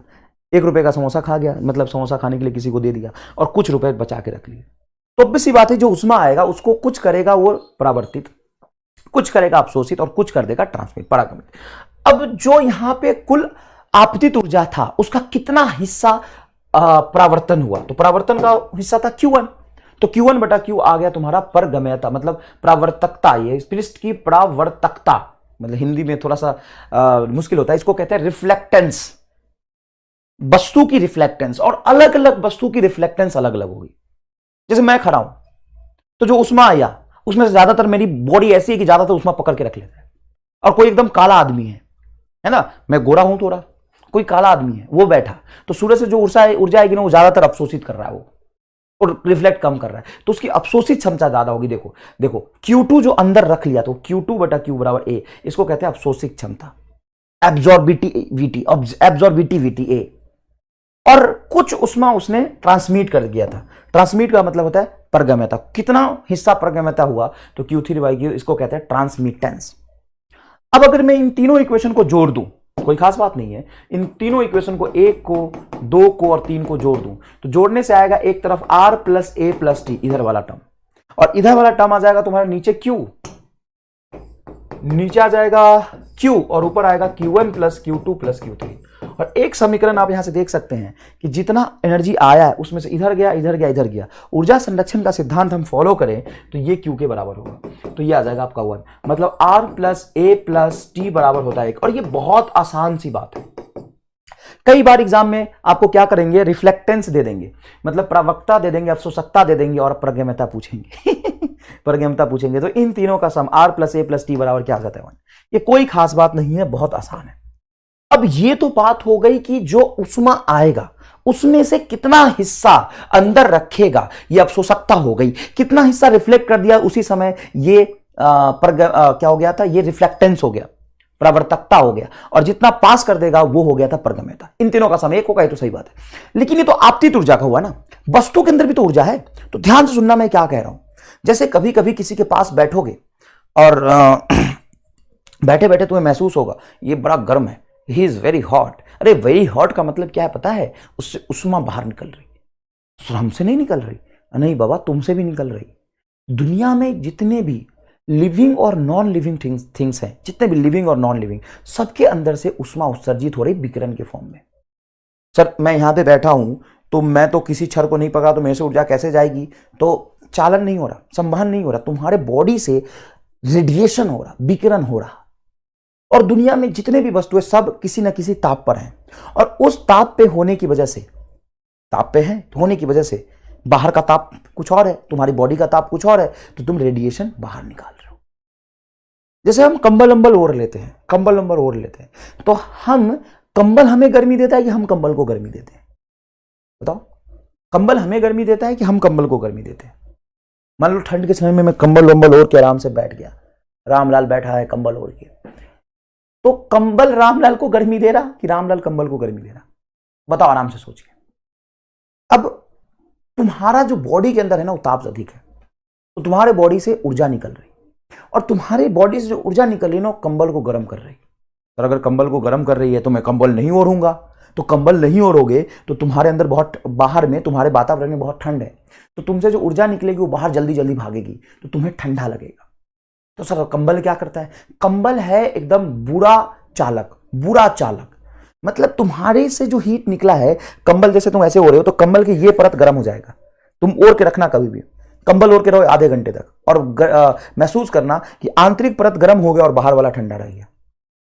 तो कई बार क्या होता है कि हम जब सोने जाते हैं तो हमारा भाई सोया हुआ है, भाई पहले से सोया हुआ है, तो हम कहते हैं अरे गर्मी देना, तो भाई कैसे गर्मी देता है भाई, तो भाई ने क्या किया हुआ है कि कंबल ओढ़ के बैठा हुआ है बहुत देर से, तो उसकी भाई की जो गर्मी है वो कंबल के निचली परत पे जमा हो गया है, समझ लें इस बात को। तो उसके कंबल के आसपास का वातावरण एकदम गरम है, और मेरा कंबल के अंदर, कंबल थोड़ी ना उष्मा देता है, और मेरा जो उष्मा निकल रहा, मैं तो खुला घूम रहा था तो मैं ठंडा हो गया था। अब जैसे ही मैं उसके कंबल में घुसूंगा तो हम कहते हैं अरे उसके कंबल में ज्यादा गर्मी है, मेरे कंबल में कम गर्मी। इसका मतलब समझते हो कि उसने उष्मा उत्सर्जित कर दिया और कंबल के नीचे परत सारे उष्मा को रोक के रखा है। वो अब प्रगम्यता उसका बहुत शून्य है, ट्रांसमिटेंस उसका बहुत शून्य है। जैसे हम ये जो वस्तु बनाए हैं इसका अगर Q3 बहुत कम हो और परावर्तन ऊर्जा भी बहुत कम हो, Q3 भी बहुत कम हो, इसका क्या ज्यादा होना चाहिए, Q2, अवशोषित ऊर्जा बहुत ज्यादा होना चाहिए। तो कंबल ऊर्जा अवशोषित करके रखता है, बाहर नहीं जाने देता। तो अब क्या होता है कि मेरी बॉडी और कंबल के बीच में इक्विलिब्रियम मेंटेन हो जाता है। तो मेरी बॉडी से भी अब ज्यादा ऊर्जा क्षति नहीं होता है क्योंकि तापांतर कम हो गया। ठीक है, तो याद रखना कि हर बॉडी अधिक ताप होने की वजह से उष्मा उत्सर्जित कर रही है। तो सर उष्मा उत्सर्जित कर रही है, उसका तरंग दैर्घ्य क्या होगा? क्या उष्मा का तरंग दैर्घ्य होगा? हाँ, इंफ्रारेड रीजन में तो अलग अलग उष्मा का अलग अलग तरंग दैर्घ्य होगा। तो उसका तरंग दैर्घ्य क्या होगा? तो हर एक बॉडी हर तरह के तरंग दैर्घ्य का ऊर्जा उत्सर्जित करता है, हर तरह के तरंग दैर्घ्य का ऊर्जा उत्सर्जित करता है, विकिरण ऊर्जा उत्सर्जित करता है। समझ में आया कि नहीं है? तो विकिरण ऊर्जा उत्सर्जित करता है, ये मैंने आपको कहानी यहां पे समझा दी, ये भी कहानी समझा दी। अब आगे समझिएगा। अब इसको कहते हैं स्पेक्ट्रल उत्सर्जित क्षमता। स्पेक्ट्रल का मतलब होता है प्रति इकाई क्षेत्रफल से प्रति इकाई सेकंड में प्रति एकांक तरंग दैर्घ्य का वस्तु से उत्सर्जित उष्मा ऊर्जा। अब कोई भी वस्तु तुम ले लो मान लो इस वस्तु को ले लिया तुमने, तो इस वस्तु का भी कुछ ना कुछ ताप होगा, और मान लो ये ताप वातावरण के ताप से ज्यादा है, तो ये उष्मा उत्सर्जित करेगा और हर तरंग दैर्घ्य का करेगा, हर तरंग दैर्घ्य का कुछ ना कुछ करेगा। तो सर अगर हर तरंग दैर्घ्य का कुछ ना कुछ कर रहा है तो हम कैसे पता करेंगे कि वास्तविकता में उसकी ताप कितनी है और किस तरह के तरंग दैर्घ्य का करेगा? तो हर तरंग दैर्घ्य का हर वस्तु ऊर्जा उत्सर्जित करता है। सुनिएगा ध्यान से, चाहे तो कलम उठा के लिख लो, कुछ लिखा करो। हर वस्तु हर तरह के तरंग दैर्घ्य का ऊर्जा उत्सर्जित करता है, लेकिन एक तरंग दैर्घ्य का वो अधिकतम ऊर्जा उत्सर्जित करता है, जिसका बीन ने अपना विस्थापन नियम दिया था, वो हम बाद में पढ़ेंगे। तो ये कह रहा है कि अलग हर तरंग दैर्घ्य का उत्सर्जित कर रहा है, तो इसका हम स्पेक्ट्रल उत्सर्जक क्षमता डिफाइन करते हैं, जो कि है वस्तु से कुल उत्सर्जित ऊर्जा प्रति एकांक क्षेत्रफल से प्रति एकांक समय में प्रति एकांक वेवलेंथ का। इसलिए नीचे क्या लिखा है मैंने, तरंग दैर्घ्य, क्योंकि हर तरंग दैर्घ्य का नियत तो है नहीं। कोई एक वस्तु रामलाल है, तो रामलाल के बॉडी से लेमडा 1 का भी उष्मा निकल रहा, लेमडा 2 का भी निकल रहा, लेमडा 3 का निकल रहा, लेमडा 4 का निकल रहा, तो हमें एवरेज डिफाइन करना पड़ेगा। एक ही तरंग दैर्घ्य का ऊर्जा उत्सर्जित नहीं करता है, तो प्रति एकांक तरंग दैर्घ्य से कितना कर रहा है, इसलिए हमने एवरेज डिफाइन किया। समझ में आया थोड़ा सा? अब सुनो, अब कुल कितना करेगा? तो कुल निकालने के लिए, हर लेमडा की वजह से कुल निकालने के लिए तो हमें समाकलन करना पड़ेगा। जैसे सुनो ध्यान से, मुझे एक क्षण का द्रव्यमान केंद्र निकालना होता है। अगर प्रति एकांक लंबाई में द्रव्यमान अलग अलग है, तो द्रव्यमान निकालने के लिए हमें समाकलन करना पड़ता है। उसी तरीके से हर लेमडा पूरी एनर्जी कितनी निकाली है, 0 से लेके अनंत लेमडा तक पूरी ऊर्जा कितनी उत्सर्जित हुई है, उसको निकालने के लिए हम क्या करते हैं, ई लेमडा। देखो इसको कहते हैं अपन ई लेमडा। ई लेमडा क्या है? प्रति एकांक क्षेत्रफल से प्रति एकांक समय में कुल उत्सर्जित ऊर्जा, प्रति एकांक तरंग दैर्घ्य का कुल उत्सर्जित ऊर्जा। तो ये जो हर लेमडा के लिए थोड़ा सा अलग होगा, तो ये हमने यूनिट लेमडा के लिए किसी बॉडी के लिए डिफाइन किया, और डी लेमडा से इसका समाकलन कर दूंगा तो ये कुल उत्सर्जित ऊर्जा होगा प्रति एकांक समय प्रति एकांक क्षेत्रफल से। कुल उत्सर्जित ऊर्जा, कुल लिखा है यहां पे, कुल उत्सर्जित ऊर्जा प्रति एकांक समय में वस्तु के प्रति एकांक क्षेत्रफल से। ये रहा तुम्हारा कुल उत्सर्जित ऊर्जा वस्तु के प्रति एकांक क्षेत्रफल से प्रति एकांक समय में। ठीक है ना? पूरी बॉडी के लिए हम कैसे डिफाइन करें? हम एक एकांक क्षेत्रफल का डिफाइन कर लेते हैं, तो बॉडी की हमें क्या मिल जाती है, उत्सर्जक क्षमता मिल जाती है। अब कुल कितना उत्सर्जित करेगा पूरे बॉडी से, तो एरिया से गुना कर देंगे, एक इकाई क्षेत्रफल में आ गया। तो अब जब ये देखा गया कि हर बॉडी के लिए उत्सर्जक क्षमता अलग अलग होती है, तो हमने डिफाइन किया उत्सर्जकता। हर बॉडी की उत्सर्जक क्षमता क्या होती है? उत्सर्जक क्षमता होती है कुल उत्सर्जित ऊर्जा प्रति एकांक क्षेत्रफल से प्रति एकांक समय में। हर बॉडी की अलग अलग आएगी, प्रति एकांक क्षेत्रफल से एक ही ताप पर हर बॉडी के लिए अलग अलग आएगी। तो हमने उत्सर्जक क्षमता डिफाइन कर दिया। तो सबसे अच्छा जो उत्सर्जक होता है ना, वो होता है कृष्णिका की पेरीफेरी, मतलब black body, rough black body, rough पूर्ण काला वस्तु। ये इसकी जो इमिसिविटी होती है ये सबसे ज्यादा होती है। जैसे जल की उष्माधारिता सबसे ज्यादा होती है 1, तो उसके सापेक्ष में हम सबका डिफाइन करते हैं। तो इसलिए हमें जैसे घनत्व भी जल के सापेक्ष में परिभाषित करते हैं। तो जल का घनत्व सबसे ज्यादा नहीं होता, लेकिन जल कॉमन है इसलिए उसके सापेक्ष करते हैं। तो हमने क्या किया कि पूर्ण काले वस्तु की उत्सर्जक दर के सापेक्ष बाकी वस्तु की उत्सर्जक दर हमने परिभाषित किया। उत्सर्जक दर मतलब प्रति इकाई क्षेत्रफल से प्रति इकाई समय में उत्सर्जित ऊर्जा। एक वस्तु जो है हर तरंग दैर्घ्य का ऊर्जा उत्सर्जित कर रहा था, तो स्पेक्ट्रल इमिसिव पावर हो गया कुल उत्सर्जित ऊर्जा प्रति एकांक क्षेत्रफल प्रति एकांक समय प्रति एकांक तरंग दैर्घ्य का। अब मैंने प्रति एकांक तरंग दैर्घ्य का लिख के और डी लेमडा से समाकलन कर दिया, जी लेमडा की वैल्यू 0 से अनंत रख दी, तो ये कुल ऊर्जा आ गया। अब ये जो कुल ऊर्जा आया है वो सिर्फ प्रति एकांक क्षेत्रफल से प्रति एकांक समय में है। मैंने अलग अलग बॉडी को उसी ताप पे रख के देखा, तो उस बॉडी से निकलने वाली जो उतनी एनर्जी थी वो अलग अलग आई। मतलब सबकी उत्सर्जकता अलग अलग होती है, कोई बॉडी ज्यादा इमिट करती है, कोई बॉडी कम इमिट करती है। तो सबसे ज्यादा जो इमिट कर सकती थी वो थी आपकी रफ पूर्ण काला वस्तु। पूर्ण काला वस्तु, और रफ बोल दे तो और बढ़िया काला वस्तु, उसकी उत्सर्जकता 1 होती है। उसकी उत्सर्जकता क्या होती है? 1 होती है। तो देखो, उत्सर्जकता हमने वस्तु की उत्सर्जक दर बटा पूर्ण काले वस्तु की उत्सर्जक दर, तो ये उत्सर्जकता हो गया वस्तु की बटा कुल काले वस्तु की। तो इसके सापेक्ष में किया, तो काले वस्तु के लिए देखें तो वस्तु भी काला और काले वस्तु की देख रहे हैं, तो ये ई के पावर क्या हो जाएगा? 1 पूर्ण काले वस्तु के लिए। और दूसरे वस्तु के लिए 0 से 1 के बीच में आता है। अब पूर्ण काला वस्तु है क्या?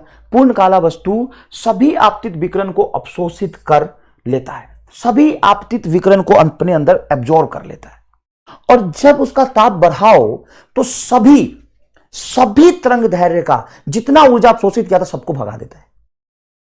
मान लो मेरी बॉडी है, तो किसी ताप पे मैं जो ऊर्जा अवशोषित करूंगा वो सारा आपतित ऊर्जा तो अवशोषित नहीं करूंगा। हाँ सर, नहीं कर पाओगे, लेकिन ब्लैक बॉडी जितनी ऊर्जा आती है सबको अवशोषित कर लेता है। देखो, सभी आपतित विकिरण को अवशोषित कर लेता है तथा सभी तरंग दैर्घ्य का विकिरण उत्सर्जित करता है। मतलब इसकी उत्सर्जक क्षमता भी एक और अवशोषित क्षमता भी एक।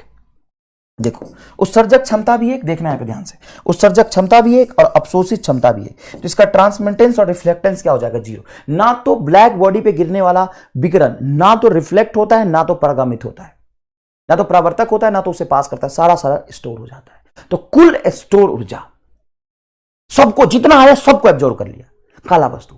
इसीलिए देखोगे अगर तुम्हें किसी को से छुपना है, सेटेलाइट वगैरह से अगर छुपना है, तो काला कपड़ा ओढ़ के लोग बाहर निकलते हैं, क्योंकि उस पर जितनी रेडिएशन आएगी सबको एब्जॉर्ब कर लेगा। तो एब्जॉर्ब कर लेगा मतलब रिफ्लेक्ट होगा नहीं, रिफ्लेक्ट होगा तो दिखाई नहीं देगा। थर्मल ऊपर से बहुत जो सेटेलाइट वगैरह बहुत हाइट से तुम्हें देख के तो नहीं पहचानता ना, वो इंफ्रारेड स्कैनिंग करता है। इंफ्रारेड स्कैनिंग का मतलब इंफ्रारेड को, हीट को सेंस करता है। क्या करता है वो? हीट को सेंस करता है। हीट सेंसिंग, जैसे तुम रात में देखोगे तो कुत्ता का तुम्हें आंख जो काला काला लाल लाल दिखाई देता है, पता है? रात में भी कुत्ता देख सकता है। रात में कुत्ता क्यों देख सकता है? क्योंकि वो इंफ्रारेड को सेंस करता है। हम इंफ्रारेड को सेंस नहीं कर सकते। तुम्हें रात में सब अंधेरा दिखाई देता है, लेकिन कुत्ते को सब दिखाई देता है। आदमी जल रहा है ना, तो आदमी से निकलने वाले उष्मा को देख लेता है, तो आदमी उसको चलता हुआ दिखाई देता है, क्योंकि वहां से निकलती हुई उष्मा देख से लेता है वो। समझ रहे हो कि नहीं समझ रहे हो? तो देखो, ये समझ में आ गया परफेक्ट ब्लैक बॉडी। अब है स्टीफन का नियम। ये नियम है जिससे सवाल आता है, और ये नियम क्या कहता है कि कोई भी जो वस्तु है अगर वो पूर्ण काला है तो सभी ऊर्जा उत्सर्जित कर देगा, जितना आप शोषित किया था सब उत्सर्जित कर देगा। इसकी उत्सर्जकता 1 होगी।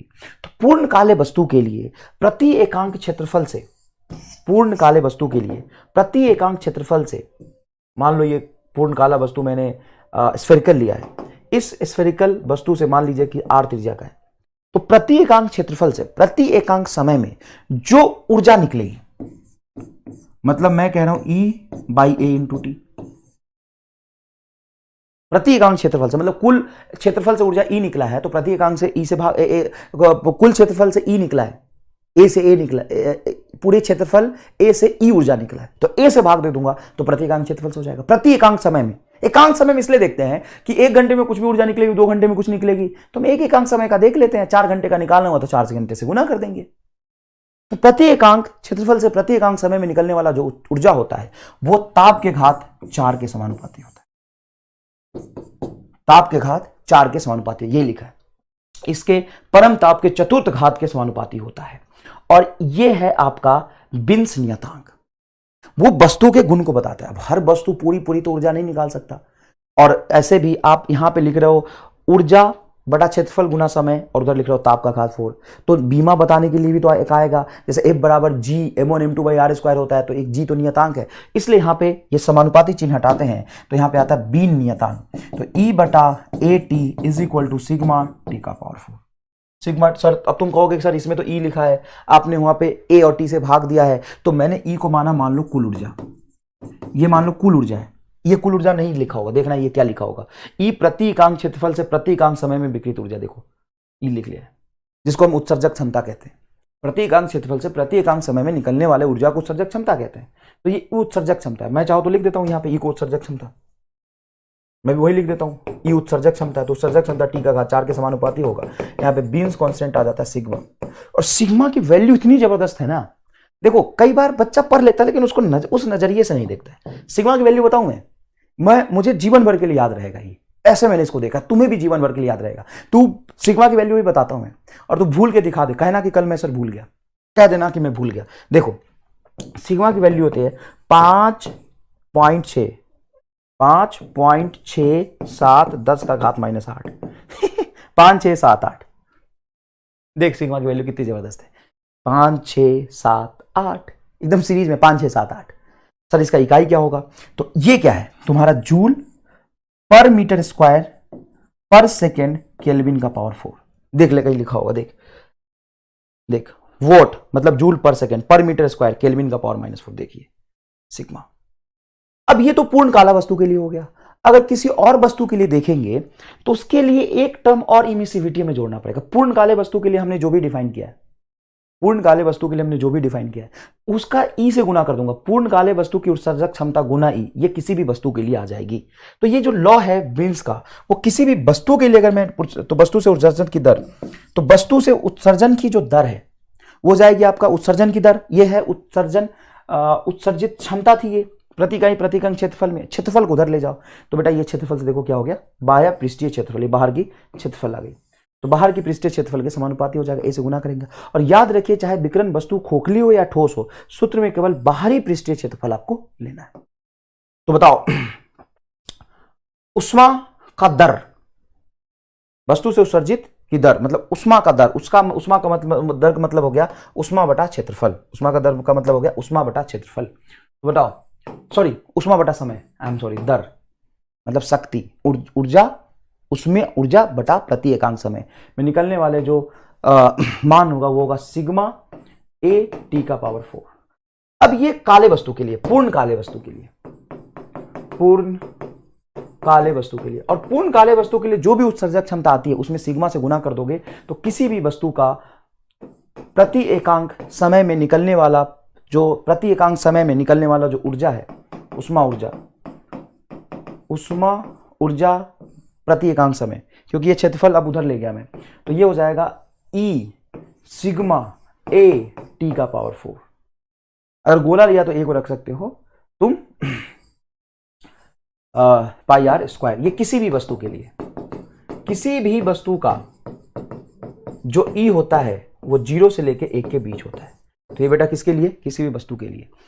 लेकिन एक साइंटिस्ट था जो कहता है कि इसका लॉ गलत है, ये स्टीफेंस का लॉ गलत है। स्टीफेंस का लॉ लगा लो, ठीक है, आंसर लगभग ठीक आएगा, एग्जैक्ट आंसर नहीं आएगा, क्योंकि इसने जो उष्मा उत्सर्जन परिभाषित किया उसमें वस्तु का ताप का घात 4 के समानुपाती रख दिया। अब वस्तु तो तभी उष्मा उत्सर्जित करेगी जब तापांतर होगा। अब मान लो कि वस्तु ऐसी जगह पे रखी है जहां का वातावरण का ताप वस्तु के ताप के बराबर है, तो ये तो फंडामेंटली गलत हो गया। ये तो जो स्टीफेन चाचा हैं ये तो पता नहीं कौन सा नशा करके लिखे थे नियम समझने के लिए, क्या नियम लिखे थे कि उनका ध्यान ही नहीं गया इस बात पे। तुम्हारा ध्यान जा रहा है कि नहीं जा रहा? किसी भी वस्तु से उत्सर्जित जो उष्मा होगी वो तापांतर पे तो निर्भर करती है ना, चाहे विकिरण हो या तुम्हारा चालन हो। तो इस नियम को ठीक किया, करेक्ट किया, गलत नहीं था, लेकिन उसमें एक चीज नहीं लिया, वो था परिवेश का ताप। तो सब कुछ वही रखते हुए स्टीफेंस बोल्ट्जमैन नियम आया। बोल्ट्जमैन ने नियम में सुधार किया और बोला कि स्टीफेन तेरा ही नियम है, मैंने अपना नियम नहीं दिया है, लेकिन तेरा नियम में थोड़ी सी गड़बड़ी थी, उसको मैं ठीक कर देता हूं। और उसको ठीक करके बोला कि जो उष्मा उत्सर्जन का दर है वो समानुपाती तो होगा, सब कुछ वही होगा, मतलब उष्मा उत्सर्जन का दर उष्मा बटा समय इज इक्वल टू सिग्मा ए और तुम्हारा ई उत्सर्जकता अगर किसी वस्तु के लिए लिख रहे हो, काले वस्तु के लिए लिखोगे तो 1 हो जाएगा इनटू टी का पावर 4 माइनस टी नॉट का पावर 4। ये नियम आ गया, टी का पावर 4 माइनस टी नॉट का पावर 4। ये है बोल्ट्जमैन, स्टीफेंस बोल्ट्जमैन लॉ। ये दोनों सेम नहीं होता, परिवेश का ताप टी नॉट और वस्तु का ताप टी, तो ये हो जाएगा तुम्हारा नियम। तो ये तुम समानुपाती अगर सीधा लिखोगे, समानुपाती लिखोगे तो समानुपाती होगा टी का पावर 4 माइनस टी नॉट का पावर 4। बच्चे गलती से इसको ये भी याद रख लेते हैं टी माइनस टी नॉट का पावर 4, वैसा नहीं है, वैसा नहीं है, ठीक है ना। ये है आपका E समानुपाती T का पावर 4 माइनस T0 का पावर 4। याद रखिएगा, इस पे हम सवाल भी सॉल्व करेंगे। अब आता है बीन विस्थापन का नियम। मैंने बोला था कोई भी वस्तु हर तरंग दैर्ध्य का ऊष्मा उत्सर्जित करेगा, हर तरंग दैर्ध्य का ऊष्मा उत्सर्जित करेगा, हर तरंग दैर्ध्य का। तो अलग अलग तरंग दैर्ध्य बटा उस तरंग दैर्ध्य के सापेक्ष उत्सर्जित ऊर्जा का ग्राफ बना रहा हूं। ये ऊर्जा है क्या? ये ई लेमडा क्या है बता दो। लेमडा नीचे लिख देता हूं। तो ये क्या है? स्पेक्ट्रल इमिसिव पावर, उत्सर्जित ऊर्जा प्रति एकांक समय, प्रति एकांक क्षेत्रफल से प्रति एकांक वेवलेंथ का। तो मैं ये जो ग्राफ बना रहा हूं लेमडा वर्सेस जी लेमडा का, उसको समझना, बहुत लॉजिकल ग्राफ है। मैं कह रहा हूं कि जैसे जैसे मतलब एक वस्तु है टी ताप पर, एक वस्तु है टी ताप पर, एक वस्तु टी ताप पर है, एक वस्तु कहां है बेटा? टी ताप पर। अब ये जो टी ताप पे वस्तु है वो हर वेवलेंथ का ऊर्जा उत्सर्जित करेगा, हर वेवलेंथ का करेगा, 0 से लेकर अनंत तक के सभी वेवलेंथ का ऊर्जा उत्सर्जित करेगा। लेकिन एक वेवलेंथ ऐसा होगा जिसके सापेक्ष ऊर्जा उसकी अधिकतम होगी, एक वेवलेंथ होगा। तो ग्राफ कैसा बनेगा? तो ग्राफ जब प्रैक्टिकली किसी वस्तु, कोई वस्तु टी ताप है उसका ग्राफ बनाया तो कुछ इस तरह का ग्राफ बना, और जिस तरंग दैर्ध्य के सापेक्ष प्रति एकांक तरंग दैर्ध्य से उत्सर्जित जो ऊर्जा उष्मा का दर था ई लेमडा, वो किसी एक लेमडा एम पे मैक्सिमम आया। तो ये किसी टी ताप पे ही आ गया, किसी भी टी ताप पे आ गया। तो बीम विस्थापन का नियम कहता है कि कोई भी वस्तु हर तरंग दैर्ध्य का, सुनना अच्छे से, कोई भी वस्तु हर तरंग दैर्ध्य का उष्मा उत्सर्जित करेगा, लेकिन एक तरंग दैर्ध्य ऐसा आएगा जिसके सापेक्ष वो अधिकतम ऊर्जा उत्सर्जित करता है, उसको हम लेमडा मैक्स बोलेंगे। ठीक है, करेगा, ग्राफ आ गया। अब क्या हो गया? खत्म कहानी। वो तो ग्राफिकली जो बात थी वो बता दिया कि 0 से लेके अनंत तरंग दैर्ध्य का, हर तरंग दैर्ध्य का ऊर्जा उत्सर्जित करेगा, ऊर्जा उत्सर्जित करेगा। टी ताप पे कोई वस्तु है तो हर तरंग दैर्ध्य के सापेक्ष ऊर्जा उत्सर्जित करेगा। लेकिन किसी एक लेमडा के सापेक्ष उत्सर्जित ऊर्जा अधिकतम होगी। ये देखो, इस लेमडा के सापेक्ष कम है, इस लेमडा के सापेक्ष कम, इस लेमडा के सापेक्ष कम है, इस लेमडा के सापेक्ष कम, इस लेमडा के लिए उत्सर्जित ऊर्जा अधिकतम है। और वो लेमडा जो है वस्तु के ताप बढ़ाने से कम होता है, मतलब वस्तु के ताप के व्युत्क्रमानुपाती होता है, वस्तु के ताप के व्युत्क्रमानुपाती होता है। देखो, वस्तु के ताप के व्युत्क्रमानुपाती होता है। अगर ताप बढ़ाओगे तो पैटर्न ऐसा ही रहेगा, ये पीछे की तरफ शिफ्ट होगा। जैसे ये ग्राफ बनाया था मैंने वस्तु के किसी T1 ताप पे, ये बनाया T2 ताप पे, ये बनाया T3 ताप पे, तो तुम देख के बता सकते हो कि लेमडा पीछे जा रहा, मतलब पीछे की तरफ लेमडा शिफ्ट हो रहा, तो इस लेमडा के क्रॉसपॉन्डिंग T1 पे अधिकतम ऊर्जा उत्सर्जित हुआ था, इस लेमडा के क्रॉसपॉन्डिंग T2 पे अधिकतम ऊर्जा उत्सर्जित हुआ था, इस लेमडा के क्रॉसपॉन्डिंग T3 पे अधिकतम ऊर्जा उत्सर्जित हुआ है। सबसे ज्यादा उत्सर्जित ऊर्जा जो हुआ है ये अलग अलग ताप पे इस लेमडा के अकॉर्डिंग हुआ है। तो लेमडा मैक्सिमम जिसके सापेक्ष अधिकतम ऊर्जा उत्सर्जित हुआ है, अलग अलग ताप पे जैसे जैसे ताप बढ़ेगा, एक ही वस्तु का है, एक वस्तु का अलग अलग ताप पे, अलग अलग ताप पर वो व्युत्क्रमानुपाती होता है लेमडा के, और इनका व्युत्क्रमानुपाती नियतांक होता है बी। तो lambda maximum is equal to होता है बी बाई टी। बी की वैल्यू होती है 2.3 इंटू 10⁻⁴, ये -3, या वो बता देगा तुम्हें, वो बता देगा तुम्हें। जैसे यहां पे है 2-3, देखो मिली केल्विन, 2.9 मीटर केल्विन, ये मीटर केल्विन है, सॉरी मिली नहीं है, ये मीटर, याद रखना। मैं तुम्हें बता देता हूं कैसे आया। देख, लेमडा टी यहां पे लिखा है ना, लेमडा टी बराबर बी, तो बी की वैल्यू होती है 2.9 इंटू 10⁻³ बी की वैल्यू इंटू लेमडा मीटर में और टी केल्विन में, तो ये मीटर केल्विन हो गया, 2.9 इंटू 10⁻³। ठीक है, चलो। तो भिन्न भिन्न तापों में T1 T2 T पर किस तरह से विकृत तीव्रता तरंग दैर्ध्य के परिवर्तन में चित्र, इसको लेमडा ई करो, गलत लिख दिया यहाँ पे।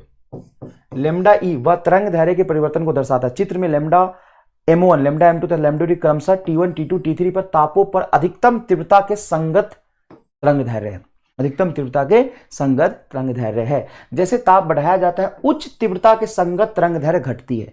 जिस तरंग दैर्ध्य से अधिकतम ऊर्जा उत्सर्जित हो रही थी, ताप बढ़ाने से पीछे की तरफ घटती है। प्रायोगिक रूप से यह देखा गया कि लेमडा मैक्सिमम परम ताप T के व्युत्क्रमानुपाती होता है।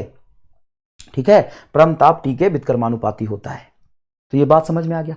अब इस ग्राफ का जो क्षेत्रफल होगा, ये पूरा क्षेत्रफल, इस ग्राफ का पूरा क्षेत्रफल वो कुल ऊर्जा उत्सर्जित को बताएगा, कुल ऊर्जा उत्सर्जित को कैसे बताएगा?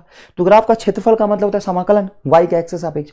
तो ई लेमडा इंटू डी लेमडा का समाकलन करोगे, देखो यही तो आएगा, ई लेमडा इंटू डी लेमडा, तो प्रदर्शित है तथा टी के पावर 4 के समानुपाती होता है। विकृत औसत शक्ति है, विकृत औसत शक्ति है ऊर्जा तुम मान लो, तो ई लेमडा इंटू डी लेमडा का जो समाकलन है वही तो कुल उत्सर्जित ऊर्जा होती है प्रति एकांक समय प्रति एकांक क्षेत्रफल से। प्रति एकांक समय बोला इसलिए उसको शक्ति बोल देना में कोई गलत बात नहीं है। तो कुल उत्सर्जित क्षेत्रफल है, और ये जो कुल उत्सर्जित क्षेत्रफल होता है वो ताप के घात 4 के समानुपाती होता है। क्या होता है बोलो? ताप के घात 4 के समानुपाती। तो तुम कह सकते हो कि तुमसे अगर सवाल पूछा कि ई लेमडा वर्सेस लेमडा का दो ग्राफ बनाए, दो ग्राफ बनाए, ये T1 पे, सॉरी इसको मैं T को बोल देता हूं, T पे, और ये T2 पे। इसका वेवलेंथ अगर लेमडा है, इसका वेवलेंथ लेमडा 1, इसका लेमडा 2, क्या होगा? इसका area under the curve A1 है तो इसका एरिया अंडर द कर्व क्या होगा? अब बात सुनना अच्छे से।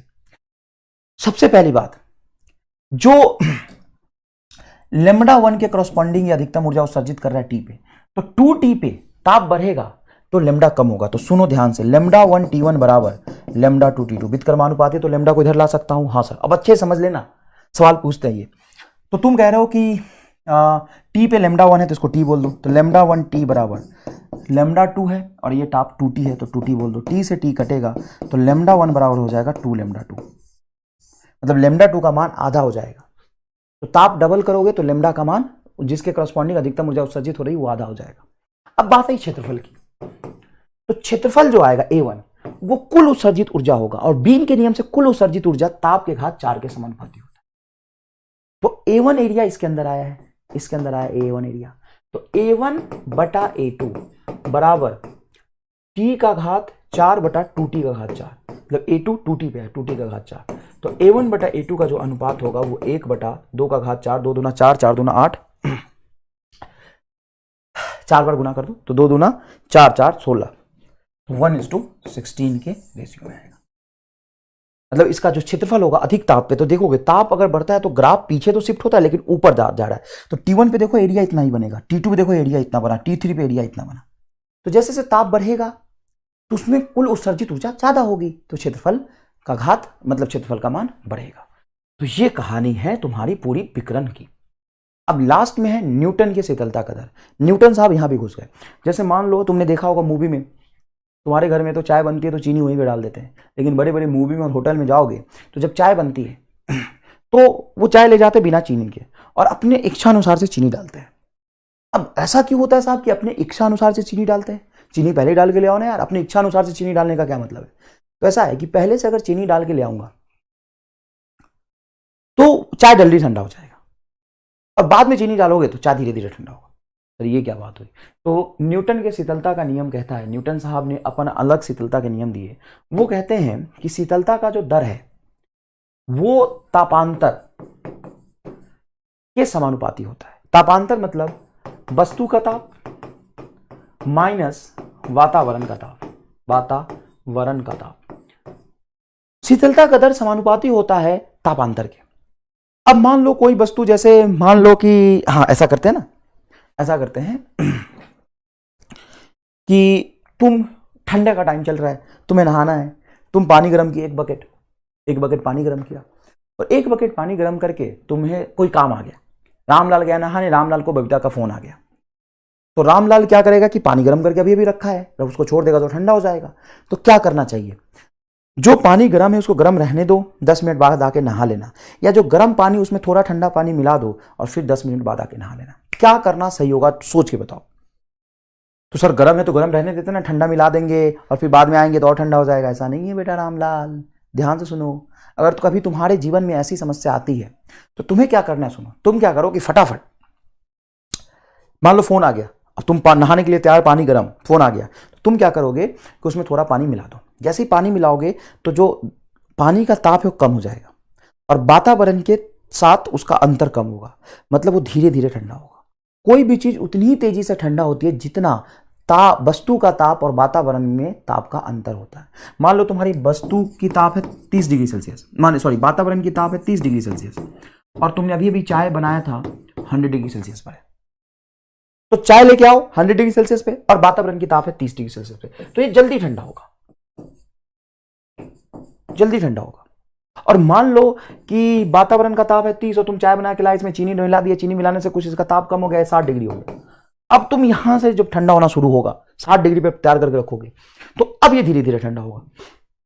तो सर वो भी तो 100 से कभी 60 आएगा, तो देखो रेट ऑफ कूलिंग पहले से डिसाइडेड हो जाएगा 100 और 30 में, तो जल्दी से तेजी से उसका ताप गिरता हुआ आएगा।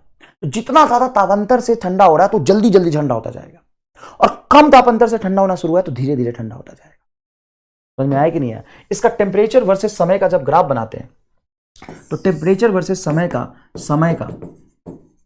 ताप वर्सेस समय का जो ग्राफ बनता है बेटा, कुछ इस तरह का बनता है, इस तरह का बनता है। देखो इसका ढाल ज्यादा है, मतलब कूलिंग इसका बहुत तेजी से होगा। ठीक है सर। अच्छा, जैसे ये ठंडा होगा तो इससे उष्मा निकलेगी। अब इससे उष्मा क्या निकलेगी? जितनी ठंडा होगा उतना उष्मा निकलेगी। क्या जितना तापांतर का दर है, क्या उष्मा उत्सर्जित का दर वही होगा? नहीं। देखो शीतलता का दर मतलब ताप के कम होने का दर और उष्मा उत्सर्जन का दर दोनों अलग चीज है। सर क्यों? तो देखो बेटा, तुम Q बराबर लिखते हो ना MS डेल्टा टी। हाँ सर लिखते हैं। या डेल्टा Q बराबर MS डेल्टा टी, दोनों को डेल्टा टी से भाग दे दो, तो ये हो जाएगा तुम्हारा शीतलता का दर, और ये होगा तुम्हारा उष्मा स्थानांतरण का दर। तो जितनी रेट से कोई शीतल हो रहा है, तो ताप और उष्मा तो अलग अलग चीज है। अगर तुमसे बोले कि रेट ऑफ कूलिंग है 1 डिग्री सेल्सियस पर सेकेंड, क्या हो गया? रेट ऑफ कूलिंग अगर तुमसे कोई बोल दे कि शीतलता का दर है 1 डिग्री सेल्सियस पर सेकेंड, तो उष्मा उत्सर्जन बताओ, तो ये 1 जूल निकालना ना प्रति सेकेंड। तो dQ/dt जो होता है, यहाँ पे देखो लिखा हुआ भी है, यहाँ पे लिखा हुआ है dQ/dt उष्मा स्थानांतरण का दर MS × ΔT/ΔT होता है। ये होता है शीतलता का दर। ठीक है। जब इसी नियम से एक डेरिवेशन करके ये न्यूटन के शीतलता का नियम आएगा कि T1 से T2 तक वस्तु को ठंडा होने में कितना समय लगेगा। यह है तुम्हारा ताप। T1 से T2 तक वस्तु को ठंडा होने में लगा समय, वस्तु को T1 से T2 तक ठंडा होने में जो लगा समय है वो है, देखो स्मॉल t, जहां पे K है न्यूटन कांस्टेंट। इसका कभी कोई यूज होता नहीं है, क्योंकि सवाल अभी मैं करके दिखाऊंगा कैसे सवाल पूछे जाते हैं।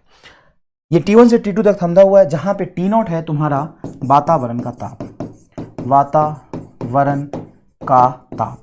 सर इसको कैसे याद रखेंगे? तो देखो इसको कैसे याद रखेंगे मैं आपको बताता हूं। सबसे पहली बात देखो फॉर्मूले को और महसूस करो कि क्या लिखा है। ये लिखा है T1 से T2 तक ठंडा हुआ है, तो T1 से T2 तक ठंडा होने में जो समय लगता है वो नीचे बटा T is equal to K औसत ताप। T1 से T2 का औसत ताप माइनस वातावरण का ताप। बहुत आसान है, मैं तुम्हें फिर से लिख के दिखाता हूं। देखो तुमसे पूछेगा कि बताओ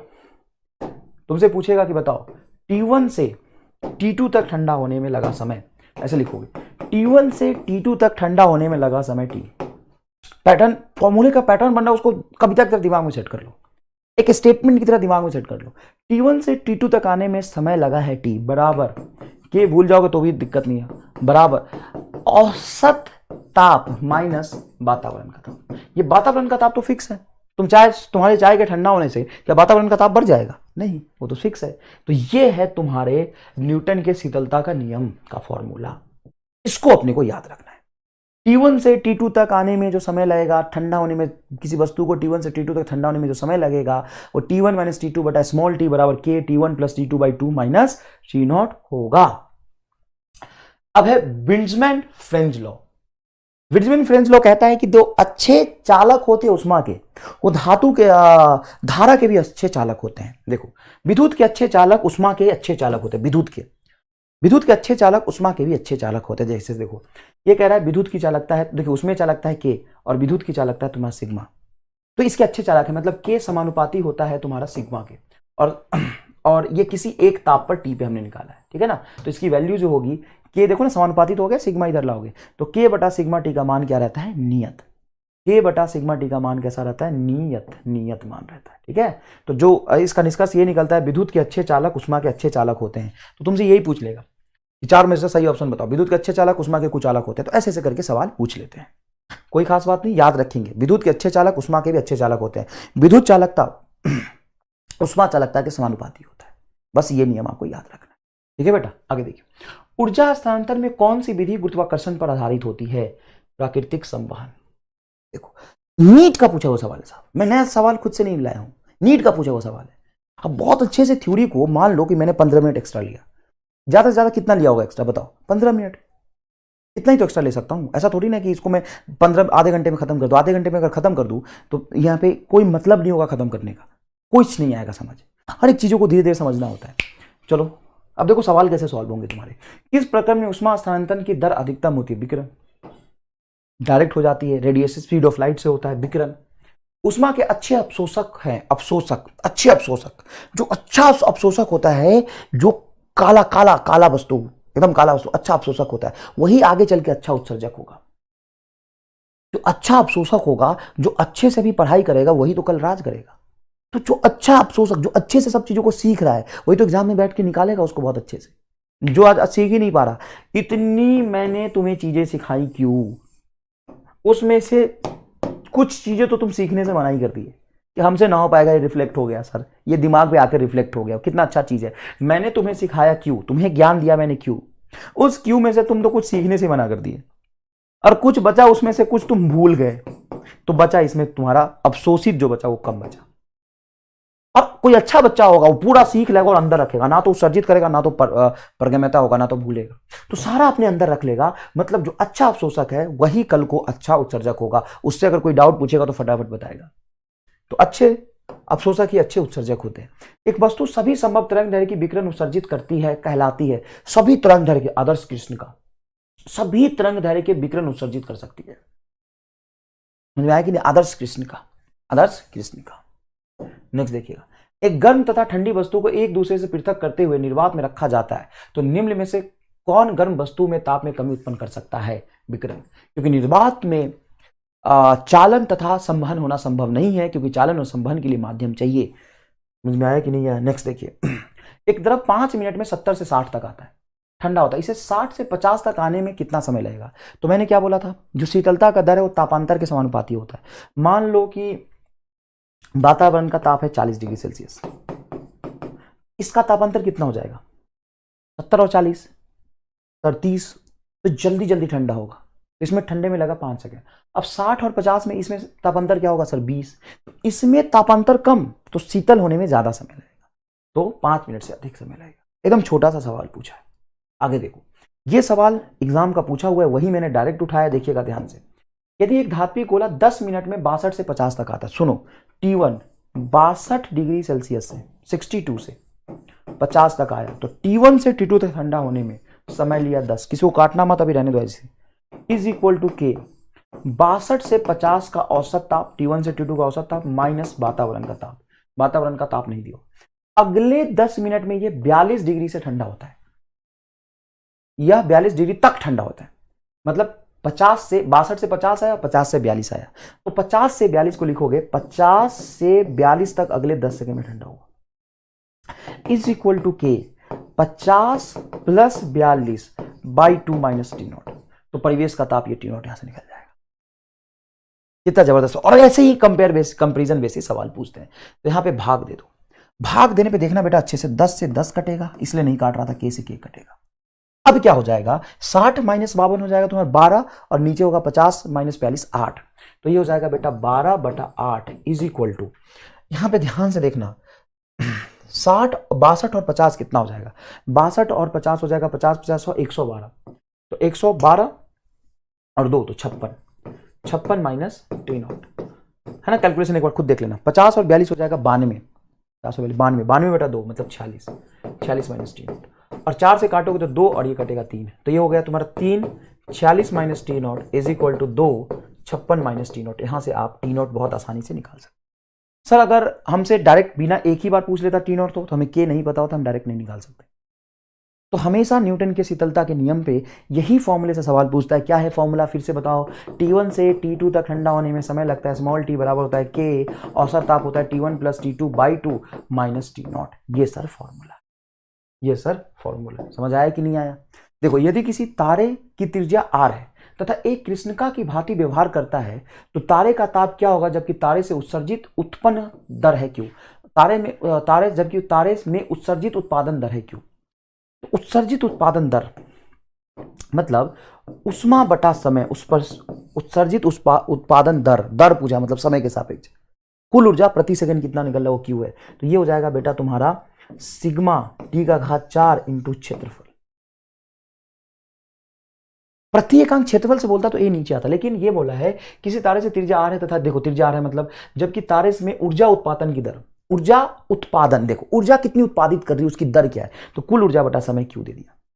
अब यहां से वो स्फेरिकल है तो इसको πr² लिख सकते हो, ताप पूछा है तो T⁴ हो जाएगा, T⁴ हो जाएगा Q बटा सिग्मा 4πr², पावर 4 उधर ले जाओगे तो बटा 1/4 आ जाएगा, तो T बराबर 1/4 आएगा। कौन सा आंसर होगा बोलो? ये आंसर होगा,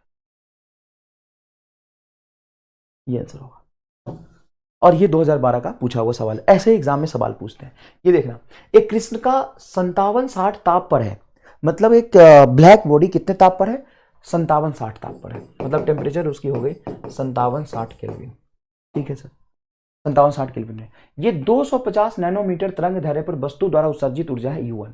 इतना तरंग दैर्ध्य के सापेक्ष इतना ऊर्जा उत्सर्जित किया, तो कृष्ण का तो सारे तरंग दैर्ध्य का ऊर्जा उत्सर्जित करेगा, हाँ, लेकिन वो कह रहा है कि 250 पे इतना किया है, 500 पे इतना किया है, 1000 पर U3 किया है, तो सबसे ज्यादा उत्सर्जित का मान किस पर होगा? निम्न में से कौन सा सही है? मतलब 250 तरंग दैर्ध्य पे U1 है, 500 पे U2 है, 1000 पे U3 है, तो सबसे ज्यादा क्या होगा? ये नीट 2016 का पूछा सवाल है। बच्चे सवाल टिक करके आ गए थे इसमें आंसर कि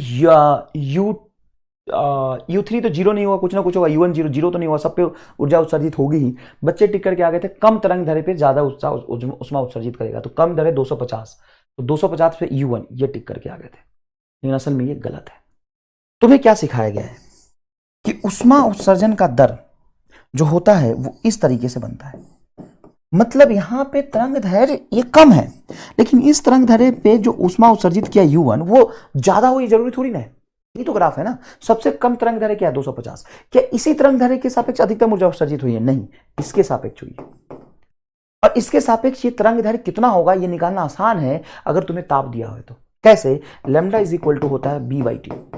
बी की वैल्यू हमेशा फॉर्मूला में दे देगा, देखो 2.88 इंटू 10 का पावर 6, 2.88 इंटू 10 का पावर 6 बटा ताप है तुम्हारा 57-60। जब इसको भाग दोगे तो ये आ जाएगा तुम्हारा 500 नैनोमीटर। डिवाइड करके देख लो, एग्जैक्टली 500 नैनोमीटर आएगा। मतलब 500 नैनोमीटर पे ये उष्मा अधिकतम उत्सर्जित कर रहा है, और 500 नैनोमीटर पे U2 उष्मा उत्सर्जित किया था, तो तुम्हारा हो जाएगा U2 is greater than U1। क्या आंसर हो जाएगा बेटा? U2 is greater than U1। समझ आया कि नहीं है? बहुत आसान है। नेक्स्ट देखिए, उष्मा गतिकी। उष्मा गतिकी और काइनेटिक थ्योरी ऑफ गैस जो हम पढ़ने वाले हैं, ये लगभग थोड़ा सा सिमेट्रिक है। लगभग सिमेट्रिक होने का मतलब ये है कि बेटा केटीजी में तुम पढ़ते हो चार्ल्स लॉ, बॉयल्स लॉ में ताप नियत होता है, और इसमें पढ़ते हो समतापीय प्रक्रम। तो समतापीय प्रक्रम में ताप नियत और वहां भी बॉयल्स लॉ में ताप नियत, तो एक ही बात हो गई ना, वही गैस के लिए बात कर रहे हैं। तो हमें अलग अलग बच्चों की तरह नहीं पढ़ना, मैं तुम्हें इस तरीके से लिंक कर दूंगा कि केटीजी अलग से पढ़ने की जरूरत नहीं पड़ेगी। तो आइए सबसे पहले हम स्टार्ट करते हैं उष्मा गतिकी में कार्य। मान लो गैस भरा है कंटेनर में, और मैंने यहां पे इसका क्रॉस सेक्शन एरिया ए के क्षेत्रफल पे बर्तन का पिस्टन है, इस पे एक बल लगाया है। इस बल के लगाने से इसका क्षेत्रफल कभी भी परिवर्तित नहीं होगा, ये ए क्षेत्रफल इसका नियत रहेगा। तो हम कहते हैं कि कंटेनर, कभी भी तूने ऐसा देखा है कि केमिस्ट्री में भी पढ़ा है कि गैस का कंटेनर ऐसा हो, ऐसा पढ़ा है क्या? नहीं, गैस का कंटेनर हमेशा सिलिंड्रिकल बेलनाकार लेते हैं। तो इस बेलनाकार में गैस भरा, ये देखो बेलनाकार में गैस पूरा भरा है, ठीक है सर, बेलनाकार में पूरा गैस भरा है। अब क्या है, जब मैं इसको F बल से दबाऊंगा तो इस पे दाब होगा F/A, इस पे दाब कितना होगा F/A, और अंदर जाएगा तो इसका आयतन कम होगा। तो जब कार्य लिखूंगा कि कार्य कितना हुआ इस F बल द्वारा, तो छोटे से विस्थापन में, ds विस्थापन में छोटा सा कार्य होगा dW बराबर FdS। ठीक है सर, छोटा सा कार्य होगा dW बराबर FdS। अब मैं यहां पे इस पे a से भाग दे दूं और a से गुना कर दूं, मेरी मर्जी, मैं a से भाग देता हूं तो a से गुना कर देता हूं, है ना, a से गुना और a से भाग दिया, तो F/A आ गया तुम्हारा प्रेशर। हाँ सर आ जाएगा, वो तो प्रेशर ही आएगा। ये आ गया तुम्हारा प्रेशर, और यहां से यहां तक इसकी क्षेत्रफल a और विस्थापन ds, ये मिल गया तुम्हारा आयतन में परिवर्तन। तो ये हो जाएगा तुम्हारा ds इंटू ए, क्षेत्रफल गुना विस्थापन, मतलब ये डेल्टा v, आयतन में परिवर्तन। तो ये जो कार्य का फॉर्मूला हो गया dw बराबर वो आ गया p इंटू dv। अब यहाँ पे दो बातें, ये मैंने बल इस पे F लगा और धीरे धीरे अंदर ले जा रहा हूं, इसका मतलब ये गैस ने भी इस पे इतना ही बल लगाया होगा। हाँ, गैस ने भी इतना ही बल लगाया होगा। तो ये मैंने जो कार्य निकाला है असल में ये गैस द्वारा कार्य निकाला है। ये जो dw निकाला है हमने, गैस द्वारा कार्य, गैस द्वारा कार्य, और वो आया है तुम्हारा P into DV. P into DV, गैस द्वारा कार्य निकाला, गैस पर नहीं निकाला। ध्यान से सुनिएगा, ये केमिस्ट्री वाले चीजों से थोड़ा सा यहाँ पे मामला अलग होता है। केमिस्ट्री वाले चीजों से थोड़ा सा मामला यहाँ पे अलग होता है, ध्यान से समझिएगा। यहाँ पे मैं सब मिटा देता हूँ, फिर से तुम्हें समझाता हूँ। अरे यार ये नहीं मिटाना था, कोई बात नहीं, सब मिटा दे, फिर से मैं तुम्हें समझाता हूँ। देख, मैंने जैसे ही इस पे बल लगाया F, जैसे ही मैंने इस पे बल लगाया F, तो बहुत धीरे धीरे ले जाऊंगा तो गैस भी इधर से बल लगा रहा होगा F, तभी तो ये बहुत धीरे धीरे इनफाइनाइटली स्मॉल स्पीड से जाएगा। हाँ सर, तो इस पे छोटा सा विस्थापन भी, जैसे मान लो कि विस्थापन इधर हुआ ds, तो ये होगा F इंटू ds। ठीक है, मान लो यहां से यहां तक आया है चल के, F बल के कारण, आगे भी जा सकता है पीछे भी जा सकता है, तो एग्जाम्पल लिया था हमने। अब इसमें क्षेत्रफल से भाग और क्षेत्रफल से गुना कर देता हूं। तो मान लो इसका क्षेत्रफल a था, a से गुना किया और विस्थापन यह ds हुआ, तो a इंटू ds ये होगा आयतन में परिवर्तन। इतना ही तो आयतन में परिवर्तन हुआ, क्षेत्रफल तो नियत रहना है, और ये होगा तुम्हारा दाब। तो हमेशा जो कार्य का सूत्र आता है dw बराबर होता है pdv। इसको कभी कभी w से लिख देते हैं, मतलब dv में टोटल कार्य p इंटू dv हुआ है। तो p इंटू dv जो हमने निकाला ये गैस द्वारा कार्य। अगर मान लो आयतन बढ़ा, आयतन बढ़ा, आयतन बढ़ा, तो डेल्टा भी धनात्मक होगा। आयतन बढ़ेगा तो अंतिम आयतन माइनस प्रारंभिक आयतन, मतलब डेल्टा भी धनात्मक हुआ। ये डेल्टा भी धनात्मक हुआ मतलब कार्य पॉजिटिव आएगा। सर कैसे कार्य पॉजिटिव आएगा? तो ध्यान से देखना भाई, ये गैस द्वारा कार्य है, गैस द्वारा कार्य है। अगर आयतन बढ़ा है तो अंतिम आयतन माइनस प्रारंभिक आयतन धनात्मक होगा, तो दाब इंटू धनात्मक कार्य पॉजिटिव आएगा, तो कार्य पॉजिटिव। और अगर आयतन कम हुआ, अगर आयतन कम हुआ, ये याद रखना है आपको। और याद क्या रखना है, ऑब्वियस सी बात है, आयतन कम हो रहा है तो अंतिम माइनस प्रारंभिक आयतन निगेटिव होगा, तो यहां पे गैस द्वारा जो कार्य आएगा वो निगेटिव आएगा। इसमें क्या याद रखना है, ऑब्वियस सी बात है, कार्य बड़ा होता है पीडीवी, और तुम कह रहे हो आयतन कम हुआ, आयतन कम हुआ तो डीवी निगेटिव होगा, तो कार्य निगेटिव होगा। किसका? गैस ने किया ये। और अगर आयतन बढ़ रहा है तो गैस का कार्य पॉजिटिव होगा। और ध्यान से देखना, पी और वी का अगर ग्राफ बनाओ तो इसको सूचक आरेख कहते हैं।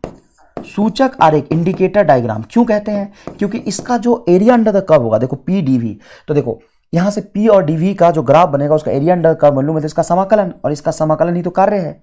तो इसका जो एरिया अंडर द कर्व है, ये देखो यहां पे ये वाला एरिया अंडर द कर्व, ये इसका कुल कार्य को बताएगा। किसको बताएगा? कुल कार्य को बताएगा। अगर मान लो ग्राफ मैंने यहां से यहां तक बनाया, बस यहां से यहां तक बनाया, तो वॉल्यूम अक्ष के साथ जो ग्राफ बनेगा वो उसको कार्य को बताएगा। और वॉल्यूम में अगर मान लो इन्होंने उल्टा कर लिया, वॉल्यूम अगर मैं वाई एक्सिस पे ले लूं और एक्स एक्सिस पे पी ले लूं, तो इस ग्राफ का एरिया अंडर द कर्व कहां बनेगा? इस ग्राफ का एरिया अंडर द कर्व हमेशा वॉल्यूम एक्सिस पे ही बनेगा। मान लो यहां से यहां तक मैंने प्रोसेस को, गैस को ले गया, यहां से यहां तक गैस को ले गया, तो वॉल्यूम अक्ष के सापेक्ष, क्योंकि वॉल्यूम के सापेक्ष मैंने समाकलन किया है, ये इसके कार्य को बताएगा। ये गैस के क्या बताएगा? कार्य को बताएगा, पी इंटू डीवी का समाकलन। तो गैस का कार्य निकाला। अब इसके कुछ कैलकुलेशन देखते हैं।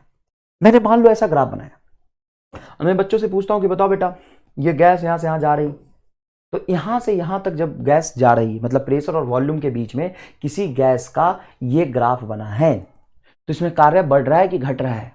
तो बच्चा कहता है कि सर पहले तो कार्य बढ़ा है फिर घटा है। नहीं, इसमें कार्य हमेशा बढ़ रहा है, कार्य हमेशा बढ़ा है।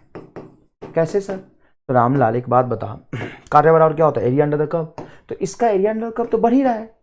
हाँ सर, तो इसका कार्य बढ़ा। क्षेत्रफल तो लगातार बढ़ रहा है ना। यहाँ पे देखो, यहाँ पे मान लो ग्राफ यहाँ से यहाँ जा रहा है, ग्राफ मान लो यहाँ से यहाँ तक गया है, तो हर छोटे से रीजन में इसका क्षेत्रफल क्या हो रहा है? बढ़ रहा है, तो कार्य बढ़ा।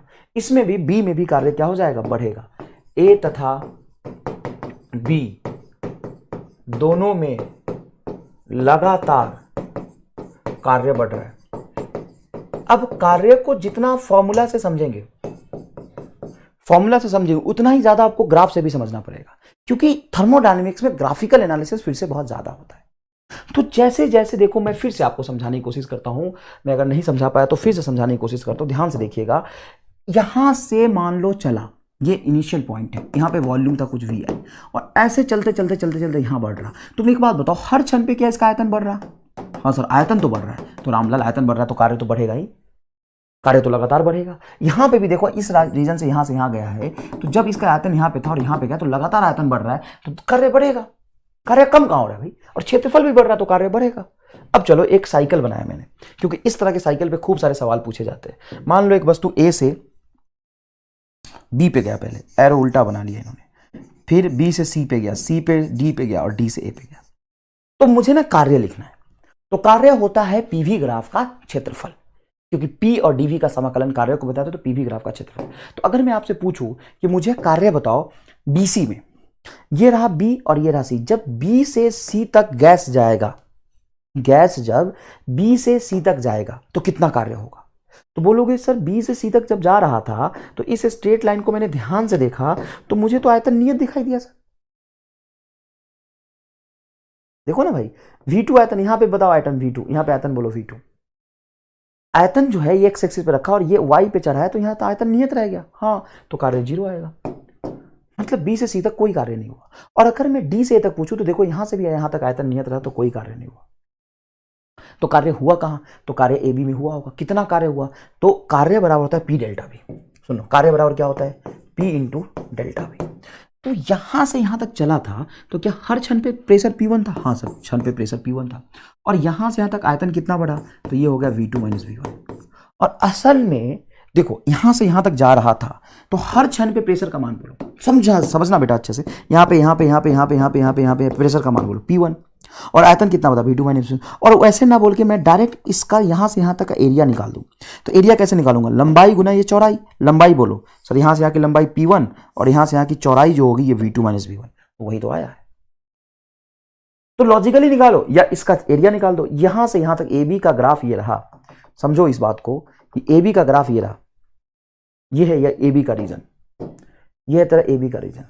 तो A से B तक जब गैस जाएगा तो इसका एरिया अंडर द कर्व ये होगा, कार्य को बताएगा। ठीक है सर, तो हमने 3 रीजन में कार्य निकाल लिया। जब A से B तक गया तो ये कार्य आया, ये कार्य आया। B से C तक गया तो आयतन नहीं था तो कार्य 0 आया। फिर C से D तक गया तो अभी नहीं निकाला उसका, C से D से A तक निकाला तो D से A तक कार्य 0 था। अब C से D, तो C से D तक गया, मतलब यहां से यहां तक गया है। तो अब ध्यान से देखो, 2 तरीके से अपन कार्य निकाल रहे हैं। यहां पे दाब होगा तुम्हारा P2, देख यहां से यहां तक दाब होगा P2, और ये V2 से V1 तक आया है, V2 से V1 तक आया। ये कार्य निगेटिव आएगा क्योंकि यहां से यहां तक जब जा रहा था तो ध्यान से देखो, यहां पे आयतन V2 और ये पीछे जा रहा है, मतलब आयतन कम हो रहा है। और यहां से यहां गया था तो आयतन बढ़ा था। तो AB में कार्य तुम्हारा आएगा पॉजिटिव, तुम घटा के देख लो पॉजिटिव आएगा, और ये आएगा निगेटिव। तो क्या कुल कार्य शून्य होगा क्या? नहीं, ये 4 कार्य है, सबको जोड़ो तो ये दोनों 0 और इसको जोड़ोगे बेटा तो P1 into V2 minus V1 और प्लस P2, सर ये माइनस आएगा, अरे भाई V2 ज्यादा है, सॉरी अंतिम V1 होगा, सॉरी गलत लिख दिया। धावांत आयतन का अंतर, तो ये अंतिम आयतन, ये प्रारंभिक आयतन, तो ये होगा तेरा V1 माइनस V2। तो ये लिखोगे V1 माइनस V2। जब यहां पे सॉल्व करोगे और अच्छे से इसको क्या करोगे बेटा? सॉल्व करोगे, तो सॉल्व करके ये निकल के आ जाएगा, टोटल कार्य आ जाएगा P2 minus P1 into V1 minus V2, P2 minus P1 into V1 minus V2। और असल में अब ये P2 माइनस P1 और V1 माइनस V2 को ढंग से देखने की कोशिश करोगे तो इस लूप में चलने की वजह से देखोगे तो इस लूप का अगर एरिया लिखूं मैं तो ये इसकी चौड़ाई और ये इसकी ऊंचाई। तो इसकी चौड़ाई यहां से यहां तक कितनी आई है? V2 minus V1। और ऊंचाई कितनी आई है? तो ऊंचाई आई है यहां से यहां तक तुम्हारा P2 माइनस P1। तो आयताकार ये बन रहा, तो आयताकार की आधार गुना ऊंचाई, आधार हो जाएगा V2 माइनस V1, ऊंचाई हो जाएगा P2 माइनस P1। तो देखो ये आया तुम्हारा P2 माइनस P1 और V2 minus V1, sorry V2 minus V1। तो इस कुल लूप का वर्क आ गया। और अगर तुम देखोगे कार्य कुल निगेटिव हुआ है पॉजिटिव, तो जब तुम ये पूरा सॉल्व करके निकालोगे तो यहां पे निगेटिव यहां से यहां तक हुआ, ये पूरा रीजन निगेटिव का है, यहां से यहां तक, जिसका C से D तक एरिया अंडर द कर्व यहां से यहां तक आएगा, तो ये पूरा निगेटिव है और ये वाला एरिया पॉजिटिव था। टोटल क्लॉकवाइज अगर ग्राफ बने कहीं पे, सॉरी एंटी क्लॉकवाइज, तो कहीं लूप एंटी क्लॉक बने तो कार्य पक्की बात है निगेटिव आएगा, और क्लॉकवाइज बने, मान लो यहां से यहां गया होता तो ये एरिया पॉजिटिव होगा क्योंकि यहां से यहां तक आयतन बढ़ा, और फिर यहां से यहां तक आएगा उल्टा तो इसमें निगेटिव कार्य होता। तो टोटल कार्य यहां पे क्लॉकवाइज हो तो पॉजिटिव और एंटी क्लॉकवाइज हो तो निगेटिव।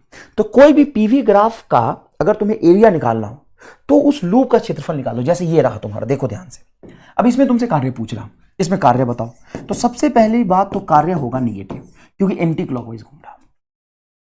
एंटी क्लॉकवाइज घूमने से कार्य निगेटिव होता है। अब कार्य मतलब इस लूप का एरिया, तो इस लूप का एरिया निकालोगे बेटा तो लिखोगे कि वृत्ताकार लूप है मतलब पाई आर स्क्वायर, वृत्ताकार लूप है मतलब पाई आर स्क्वायर। तो इसका त्रिज्या क्या लोगे, तो यहां से यहां तक एक त्रिज्या तुम्हारा परिभाषित होगा, यहां से यहां तक एक त्रिज्या परिभाषित होगा। यहां पे समझना अच्छे से, एक त्रिज्या तो ये परिभाषित होगा और एक त्रिज्या तुम ये कह सकते हो। तो ये टोटल P1 माइनस P2 होगा डायमीटर, तो इसका जो त्रिज्या होगा वो होगा तुम्हारा P1 माइनस P2 बाई 2, ये होगा तुम्हारा पाई P2 minus P1 by 2 R1, ये R1 आएगा, और R2 हो जाएगा तुम्हारा यहां से यहां तक V2 minus V1, V2 minus V1 इसका डायमीटर है, उसका हाफ करोगे तो बाई 2। जब भी तुम्हें त्रिज्या 2 दी हुई, मतलब हालांकि दूरी का वैल्यू वही होगा लेकिन ये आयतन को बता रहा है, ये दाब को बता रहा, तो ये हो जाएगा तुम्हारा R1, ये हो जाएगा बेटा R1, ये हो जाएगा R1, ये हो जाएगा R2। तो इसका क्षेत्रफल लिखोगे पाई R1 इंटू R2। तो ये डायमीटर हो गया P2 माइनस P1 का आधा और ये आयतन हो गया V2 माइनस V1 का आधा, तो ये होगा क्षेत्रफल। जब यहां पे लिखोगे तो ढंग से देखो बेटा, यहां पे जब लिखोगे तो ये तुम्हारा ट्रायंगल बन रहा और ये क्लॉकवाइज चल रहा, तो कार्य होगा पॉजिटिव, कार्य होगा बोलो पॉजिटिव। क्लॉकवाइज हो तो कार्य पॉजिटिव, याद रख लो। कितना होगा, तो हाफ गुना ये दूरी आधार, ये होगा V2 माइनस V1 गुना ऊंचाई, ये हो जाएगा तुम्हारा P2 माइनस P1। ऊंचाई तो साहब यही होगा P2 माइनस P1, तो ये आधार गुना ऊंचाई, ये तुम्हारा हो गया आधार, ये हो गया ऊंचाई, ये आ गया कार्य। समझ में आया कि नहीं आया, ये आ गया तुम्हारा कार्य। ठीक है, तो यहां तक अपन पढ़ते हैं। सिर्फ आज अपन कार्य ने पढ़ा है, थोड़ा तबियत मेरा ठीक नहीं है, फीवर हो रहा है हल्का सा। तो अगली क्लास में अपन आंतरिक ऊर्जा, थर्मोडायनामिक्स के पहला नियम, थर्मोडायनामिक्स के दूसरा नियम और केटीजी में आंतरिक ऊर्जा कैसे लिखते हैं, डिग्री ऑफ फ्रीडम क्या होता है, ये हम समझेंगे। ठीक है बेटा, तो आपका बहुत बहुत धन्यवाद।